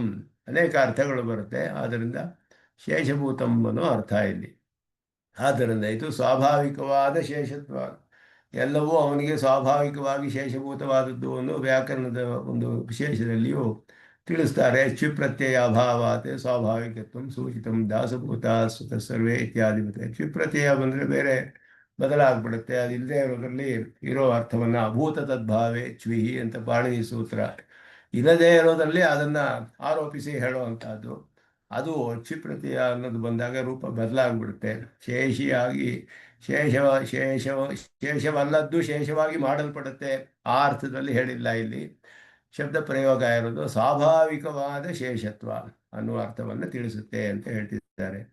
ಕೃಷ್ಣಸ್ಯ ಕೃತೆ ಭೂತಂ ಇತಿ ಕೃಷ್ಣಾರ್ಥಮುತ್ಪನ್ನಂ ಸತ್ತಾ ಯೋಗಿ ಚ ಇತ್ಯರ್ಥಃ. ಕೃಷ್ಣನೇ ಪ್ರಯೋಜನಕ್ಕಾಗಿಯೇ ಉತ್ಪನ್ನವಾದ ಸತ್ತೆಯನ್ನು ಹೊಂದಿರುವಂತಹದ್ದು ಅಂತ ಅರ್ಥ. ಅವನ ಪ್ರಯೋಜನಕ್ಕಾಗಿಯೇ ಎಲ್ಲವೂ. ಜನ್ಮಾದ್ಯಸ್ಯೇತಃ ಬಾದರಾಯಣ ಸೂತ್ರ ಇಮಾನಿ ಭೂತಾನಿ ಇತ್ಯಾದಿವತ್ ಅತ್ರಾಪಿ ಇದಂ ಶಬ್ದಃ ತತ್ತತ್ ಪ್ರಮಾಣ ಸಿದ್ಧ ವಿಚಿತ್ರ ಚೇತನ ಸಮುದಾಯ ಪರಃ. ಎಲ್ಲವೂ ಸಮುದಾಯ ಪರವಾದದ್ದು ಅನ್ನೋದನ್ನ ತಿಳಿಸ್ತಾರೆ ಇಲ್ಲಿ. ಅಲ್ಲಿ ಸ್ತೋತ್ರ ಶ್ಲೋಕಗಳನ್ನೆಲ್ಲ ಹೇಳ್ತಾರೆ. ಎಲ್ಲದಲ್ಲಿಯೂ ಕೂಡ ಇದೆ ಬರುವಂತಹದ್ದು. ಸ್ತೋತ್ರದಲ್ಲಿಯೂ ಕೂಡ 14ನೇ ಶ್ಲೋಕದಲ್ಲಿ ಆಳವಂದಾರು ಹೇಳಿರುವಂತಹದ್ದು. ಆ ಅರ್ಥವನ್ನು ಇಲ್ಲಿ ಉದಾಹರಿಸ್ತಾರೆ. ಮುಂದೆ ಪೂರ್ವಾರ್ಥ ಉಕ್ತ ಸೃಜ್ಯತ್ವ ಸಂಹಾರ್ಯತ್ವಾದಿ ಪ್ರಕಾರ ಅನುವಾದ ಪರೋವ ಎಲ್ಲ ಎಷ್ಟು ಸಮರ್ಥನೆ ಮಾಡ್ತಾರೆ ಅಂದರೆ, ಕೃಷ್ಣಸ್ಯ ಹಿ ಕೃತೆ ಭೂತಂ ಇದಂ ವಿಶ್ವಂ ಚರಾಚರಂ ಅಂದಾಗ ಸಕಲ ಕಾರಣತ್ವವೂ ಹೇಳಲ್ಪಡುತ್ತೆ. ಕೃಷ್ಣನಿಗೋಸ್ಕರವೇ, ಪರಮಾತ್ಮನಿಗೋಸ್ಕರವೇ ಎಲ್ಲವೂ ಇರೋದು. ಎಲ್ಲದರ ಸತ್ತೆಯು ಅವನ ಪ್ರಯೋಜನಕ್ಕಾಗಿಯೇ ಇರೋದು ಮೊದಲಾದದ್ದೆಲ್ಲ ನಮಗೆ ಶಾಸ್ತ್ರದಿಂದ ತಿಳಿದು ಬರುವ ವಿಷಯಗಳು. ಅದನ್ನ ಶೇಷಭೂತಂ, ಕೃಷ್ಣಸ್ಯ ಶೇಷಭೂತಂ ಅಂತ ಭಾಷ್ಯಕಾರರು ವ್ಯಾಖ್ಯಾನ ಮಾಡ್ತಾರೆ. ಅದಕ್ಕೆ ಆ ಅರ್ಥವನ್ನ ಇಲ್ಲಿ ಹೇಳ್ತಾ ಇರೋದು ಅಂತ ಅರ್ಥ ಮಾಡಿದ್ರು ಇಲ್ಲಿ. ಅದಾದ ಮೇಲೆ ತೇನ ತದಧೀನ ಉತ್ಪತ್ತಿಯಾದಿಮತ್ವಾತ್ ತಾದರ್ಥ್ಯೇ ಹೇತು ಉಕ್ತಃ ಭವತಿ. ಅವನ ಪ್ರಯೋಜನಕ್ಕಾಗಿ, ಅವನ ಅಧೀನದಲ್ಲಿಯೇ ಉತ್ಪತ್ತಿ ಸ್ಥಿತಿ ಲಯವೆಲ್ಲ ಇದ್ದರೆ ಅವನ ಪ್ರಯೋಜನಕ್ಕಾಗಿ ಅನ್ನೋದನ್ನ ಇಲ್ಲಿ ಆಳವಲ್ದಾರರ ಸ್ತೋತ್ರದಿಂದ ಹೇಳ್ತಾರೆ, ಕಸ್ಯೋದರೇ ಹರಿವಿರಿಂಚ ಮುಖ ಪ್ರಪಂಚ ಕೋ ರಕ್ಷತಿ ಮಿಮಜನಿಷ್ಠ ಚ ಕಸ್ಯ ನಾಭೇ ಕ್ರಾಂದ್ವಾ ನಿಗೀರ್ಯ ಪುನರುದ್ಗಿರತಿ ತ್ವದನ್ಯಃ ಕಹ ಕೇನ ವೈಶ ಪರವಾನಿತಿ ಶಕ್ಯಶಂಕಃ. ಎಲ್ಲವೂ ನಿನ್ನಿಂದಲೇ ಸೃಷ್ಟಿಯಾಗಿ ಸ್ಥಿತಿಲಯ ಎಲ್ಲವೂ ನಿನ್ನಿಂದಲೇ ರಕ್ಷಿಸಲ್ಪಡುತ್ತೆ. ಯಾವುದಕ್ಕೋಸ್ಕರ ಎಲ್ಲ ಮಾಡ್ತಿ? ಯಾರ ಒಂದು ಉದರದಲ್ಲಿ ಎಲ್ಲ ಬ್ರಹ್ಮ ವಿಷ್ಣು ಎಲ್ಲ ಬ್ರಹ್ಮ ಶಿವ ಮೊದಲಾದ ರುದ್ರರೆಲ್ಲ ಸೃಷ್ಟಿಯಾದರು. ಇದೆಲ್ಲ ಹೇಳಿ ಎಲ್ಲ ನಿನಗೋಸ್ಕರವೇ ಇರೋದು. ನಿನ್ನಿಂದಲೇ ಎಲ್ಲ ಸೃಷ್ಟಿಯಾದವರು ಮೊದಲಾದದೆಲ್ಲ ಹೇಳಲ್ಪಟ್ಟಿದೆ ಆಳವೊಂದಾರು ಶ್ಲೋಕ. ಕಸ್ಯೋದರೇ ಹರಿ ವಿರಿಂಚ ಮುಖ ಪ್ರಪಂಚ ಕೋ ರಕ್ಷತಿ ಇಮಂ ಅಜನಿಷ್ಠ ಚ ಕಸ್ಯ ನಾಭೇಹೆ. ಯಾರ ಒಂದು ನಾಭಿಯಿಂದ ಸೃಷ್ಟಿಯಾದನು ಹಿರಣ್ಯ ಗರ್ಭನು. ಕ್ರಾಂತ್ವಾ ನಿಗೀರ್ಯ ಪುನರುದ್ಗಿರತಿ ತ್ವದನ್ಯ ಕಹ. ಸೃಷ್ಟಿ ಮಾಡಿ ಮತ್ತೆ ಅದನ್ನು ಪ್ರಳಯದಲ್ಲಿ ಎಲ್ಲವನ್ನು ನುಂಗಿ ಹಾಕಿ, ನಿಗೀರ್ಯ ಅಂದರೆ ನುಂಗಿ ಹಾಕಿ, ಪುನಃ ಉದ್ಗಿರತಿ ಮತ್ತೆ ಸೃಷ್ಟಿ ಮಾಡ್ತೀಯ. ನಿನ್ನಲ್ಲದೆ ಬೇರೆ ಯಾರಪ್ಪ ಮಾಡೋಕ್ಕೆ ಸಾಧ್ಯ? ಕಹ ಕೇನ ವಾ ಏಷ ಪರವಾನಿತಿ ಶಕ್ಯಶಂಕ. ಬೇರೆ ಯಾರು ಇದೆ, ಯಾರಿಂದ ಮಾಡೋಕ್ಕೆ ಸಾಧ್ಯ ಇದು ಅನ್ನೋದು ಯಾರು ಈ ರೀತಿಯಲ್ಲಿ ಈ ವಿಷಯದಲ್ಲಿ ಸಂದೇಹ ಪಡೋಕ್ಕೆ ಸಾಧ್ಯವಿಲ್ಲ ಅಂತ ಹೇಳ್ತಾರೆ. ಅದರಿಂದ ಅದು ಯಾಮನಾಚಾರ್ಯರ ಸ್ತೋತ್ರರತ್ನದ ಶ್ಲೋಕದ ಅಥ ಚೋದ್ಯವಾದಿನ ಉತ್ತಮಭಿಭಗಮೇನ ಜಾನಾತ್ಯೇವ. ಇದಿಷ್ಟು ಕೃಷ್ಣನ ವಿಷಯದಲ್ಲಿ ಅರ್ಜುನನಿಗೆ ಯಾವ ಸಂದೇಹವೂ ಇಲ್ಲ ಅನ್ನೋದಕ್ಕೆ ಪ್ರಮಾಣಗಳು, ಅದಕ್ಕೆ ಸಮರ್ಥನೆಗಳು ಸ್ವಾಮಿ ದೇಶಿಕನ್ ತಿಳಿಸೋದು ಭಾಷ್ಯಕಾರರು ಮಾಡಿದ ಉದಾಹರಣೆಗಳನ್ನು ತೆಗೆದುಕೊಂಡು ಅರ್ಜುನನಿಗೆ ಆ ವಿಷಯದಲ್ಲಿ ಯಾವ ಸಂದೇಹವೂ ಇರಲಿಲ್ಲ ಕೃಷ್ಣನ ಸರ್ವೇಶ್ವರ ಅನ್ನೋ ವಿಷಯದಲ್ಲಿ. ಆದ್ದರಿಂದ ಈ ಪ್ರಶ್ನೆಯ ಅಭಿಪ್ರಾಯವನ್ನು ನಾವು ಸರಿಯಾಗಿ ಹೇಗೆ ತಿಳಿದುಕೊಳ್ಬೇಕು ಅನ್ನೋದಕ್ಕೆ ಭಾಷ್ಯಕಾರರು ಕೊಟ್ಟಿರುವ ವಿವರಣೆ ಎಷ್ಟು ಸೂಕ್ತವಾಗಿದೆ ಅನ್ನೋದನ್ನು ತಿಳಿಸ್ತಾರೆ ಇದೆಲ್ಲ. ಆದ್ದರಿಂದ ಜಾನಾತ್ಯೇವ ಅಯಂ ಅರ್ಜುನ ಅಂತ ಅರ್ಜುನಿಗೆ ತಿಳಿದೇ ಇದೆ ಅವನು ಸರ್ವೇಶ್ವರ. ಅವಧಾರಣೇನ ಅಸ್ಮಿನ್ ಅಂಶೇ ವಿವಾದ ಜಾನಾತಿ ಏವ ಅಂತ ಯಾವ ವಿವಾದವೂ ಇಲ್ಲ ಈ ಅಂಶದಲ್ಲಿ. ಅಯಮಿತಿ ನಿರ್ದೇಶ ಪೂರ್ವತ ಚ್ಯುತಾರ್ಥತ್ವಂ ಸೂಚಯತಿ. ವಸುದೇವ ಸೂನಂ ಭಗವಾನ್ ಇತಿ ಜಾನಾತಿ ಇತ್ಯರ್ಥ. ವಸುದೇವನ ಮಗನಾಗಿ ಹುಟ್ಟಿರುವ ಕೃಷ್ಣನನ್ನು ಭಗವಂತನೇ ಅಂತ ತಿಳಿದಿದ್ದಾನೆ. ನಾಮಪರೋ ಗುಣಪರೋ ಮಾತ್ರ ಭಗವತ್ ಶಬ್ದ. ನಾಮವೂ ಅವನಿಗೆ ಅಸಾಧಾರಣವಾಗಿದೆ. ಭಗವಾನ್ ಅನ್ನೋ ಹೆಸರು ಪರಮಾತ್ಮನಿಗಲ್ಲದೆ ಬೇರೆ ಯಾರಿಗೂ ಇಲ್ಲ, ವಿಷ್ಣು ಪುರಾಣದಲ್ಲಿ ಹೇಳುತ್ತೆ. ಹಾಗೆಯೇ ಗುಣಪರವಾಗಿಯೂ ಆಗಬಹುದು. ಎಲ್ಲ ಗುಣಗಳನ್ನು ಹೊಂದಿರುವವನು ಭಗವಂತನು ಅನ್ನೋದು ಅದಕ್ಕೂ ವ್ಯುತ್ಪತ್ತಿಯನ್ನೆಲ್ಲ ಹೇಳ್ತಾರೆ ಭಗವತ್ ಶಬ್ದಕ್ಕೆ. ನ ವಸುದೇವ ಸೂನು ಪಾರ್ಥ ಶಬ್ದಾಭ್ಯಾಂ ಮಾತುಲ ಸುತತ್ವ ಪೈತೃಶ್ವಸೇಯತ್ವ ಸೂಚನೇನ ಇತರ ಪುರುಷವತ್ ಈಶ್ವರತ್ವಾದಿ ವಿರೋಧಾಯಕ ಪ್ರಾಕೃತ ಸಂಬಂಧೇ ಸತ್ಯಪಿ ಸುಕೃತವಶಾತ್ ಉಪದೇಶವಶಾಚ ಜಾನಾತಿ ಅಯಂ. ಅವನಿಗೆ ಬಂಧು ಅವಕ ಆಗಿದ್ದ ಕೃಷ್ಣನು. ಆದ್ದರಿಂದ ಇವನು ವಸುದೇವನು ಕುಂತಿಯು ಅಣ್ಣ ತಂಗಿಯರು. ಆದ್ದರಿಂದ ಪೈತೃಶ್ವಸೇಯತ್ವಂ. ಪಿತೃಶ್ವಸು ಶ್ವಸ ಅಂದರೆ ಸೋದರಿ ಅಂತ ಅರ್ಥ. ಸ್ವಸ ಅಂದರೆ ಸೋದರಿ. ಪಿತೃಶ್ವಸ ಅಂತ ಹೇಳಿದ್ರೆ ತಂದೆಗೆ ಸೋದರಿ ಅಂತ ಅರ್ಥ. ಪೈತೃಶ್ವಸೇಯತ್ವ ಅಂದರೆ ತಂದೆಗೆ ಸೋದರಿಯ ಮಗನಾಗಿದ್ದಾನೆ ಅಂತ ಅರ್ಥ. ಮಾತುಲ ಸುತತ್ವ, ಅವನ ಮಗನಾಗಿರೋದು ಅಂತ ಸೋದರ ಮಾವನ ಮಗ. ಆದ್ದರಿಂದ ಇವನು ವಸುದೇವನಿಗೂ ಪಾರ್ಥ ಅಂತ ಹೇಳಿರೋ ಶಬ್ದಗಳು ಅವರ ಒಂದು ಬಂಧುತ್ವವನ್ನು ತಿಳಿಸುತ್ತೆ. ಹಾಗಿದ್ರೂ ಕೂಡ ಬೇರೆ ಪುರುಷರಂತೆ ಈಶ್ವರತ್ವಾದಿ ವಿರೋಧಾಯಕ ಪ್ರಾಕೃತ ಸಂಬಂಧೇ ಸತ್ಯಪಿ. ಈಶ್ವರತ್ವವೆಲ್ಲ ಮರೆ ಮಾಡೋದಕ್ಕೆ ಒಂದು ಪ್ರಾಕೃತವಾದ ಸಂಬಂಧದಿಂದ ಇವನು ಅರ್ಜುನನ ಕೃಷ್ಣವು ಇದ್ದರೂ ಸುಕೃತವಶಾತೆ ಉಪದೇಶವಶಾಚ. ಇವನು ಒಂದು ಸುಕೃತದಿಂದ ಉಪದೇಶದಿಂದಲೂ ಅವನು ಸರ್ವೇಶ್ವರತ್ವವನ್ನು ಚೆಳೆದಿದ್ದ. ಅವನು ತರ್ಹಿ ಪ್ರಶ್ನ ನಿರವಕಾಶ ಜಾನತ್ವಪಿ. ಪ್ರಶ್ನೆ ಮತ್ತೆ ಕೇಳಲೇಬಾರ್ದಲ್ಲ. ಅಷ್ಟು ಸ್ಪಷ್ಟವಾಗಿ ತಿಳಿದಿದ್ರೆ ಯಾಕೆ ಪ್ರಶ್ನೆ ಮಾಡಬೇಕು ಅಂತ. ತಿಳಿದಿದ್ರೂ ಯಾಕೆ ಕೇಳ್ತಾನ ಅವನು? ಜಾನತೋಪಿ ಅಜಾನತೈವ ಅಂತ ಹೇಳಿದ್ರು. ತಿಳಿದಿದ್ರೂ ಕೂಡ ತಿಳಿದೇ ಇರೋ ಹಾಗೆ ಪ್ರಶ್ನೆ ಮಾಡಿದ್ನಲ್ಲ, ಯಾಕೆ ಮಾಡ್ದ? ಇದೆಷ್ಟೆಲ್ಲ ತಿಳಿದಿದ್ರೆ ಯಾಕೆ ತಿಳಿಬೇಕು, ಪ್ರಶ್ನೆ ಮಾಡಬೇಕು? ಪ್ರಶ್ನ ನಿರವಕಾಶ, ಅವಕಾಶವೇ ಇಲ್ವಲ್ಲ ಪ್ರಶ್ನೆ ಮಾಡೋಕ್ಕೆ. ತಿಳಿದು ಬಿಟ್ಟಿದ್ರೆ ಅಂತ ಹೇಳಿದ್ರೆ. ಆದರೂ ಯಾಕೆ ಅಂದರೆ ಅವತಾರ ರಹಸ್ಯ ತಿಳಿದಿರಲಿಲ್ಲ ಅವನಿಗೆ.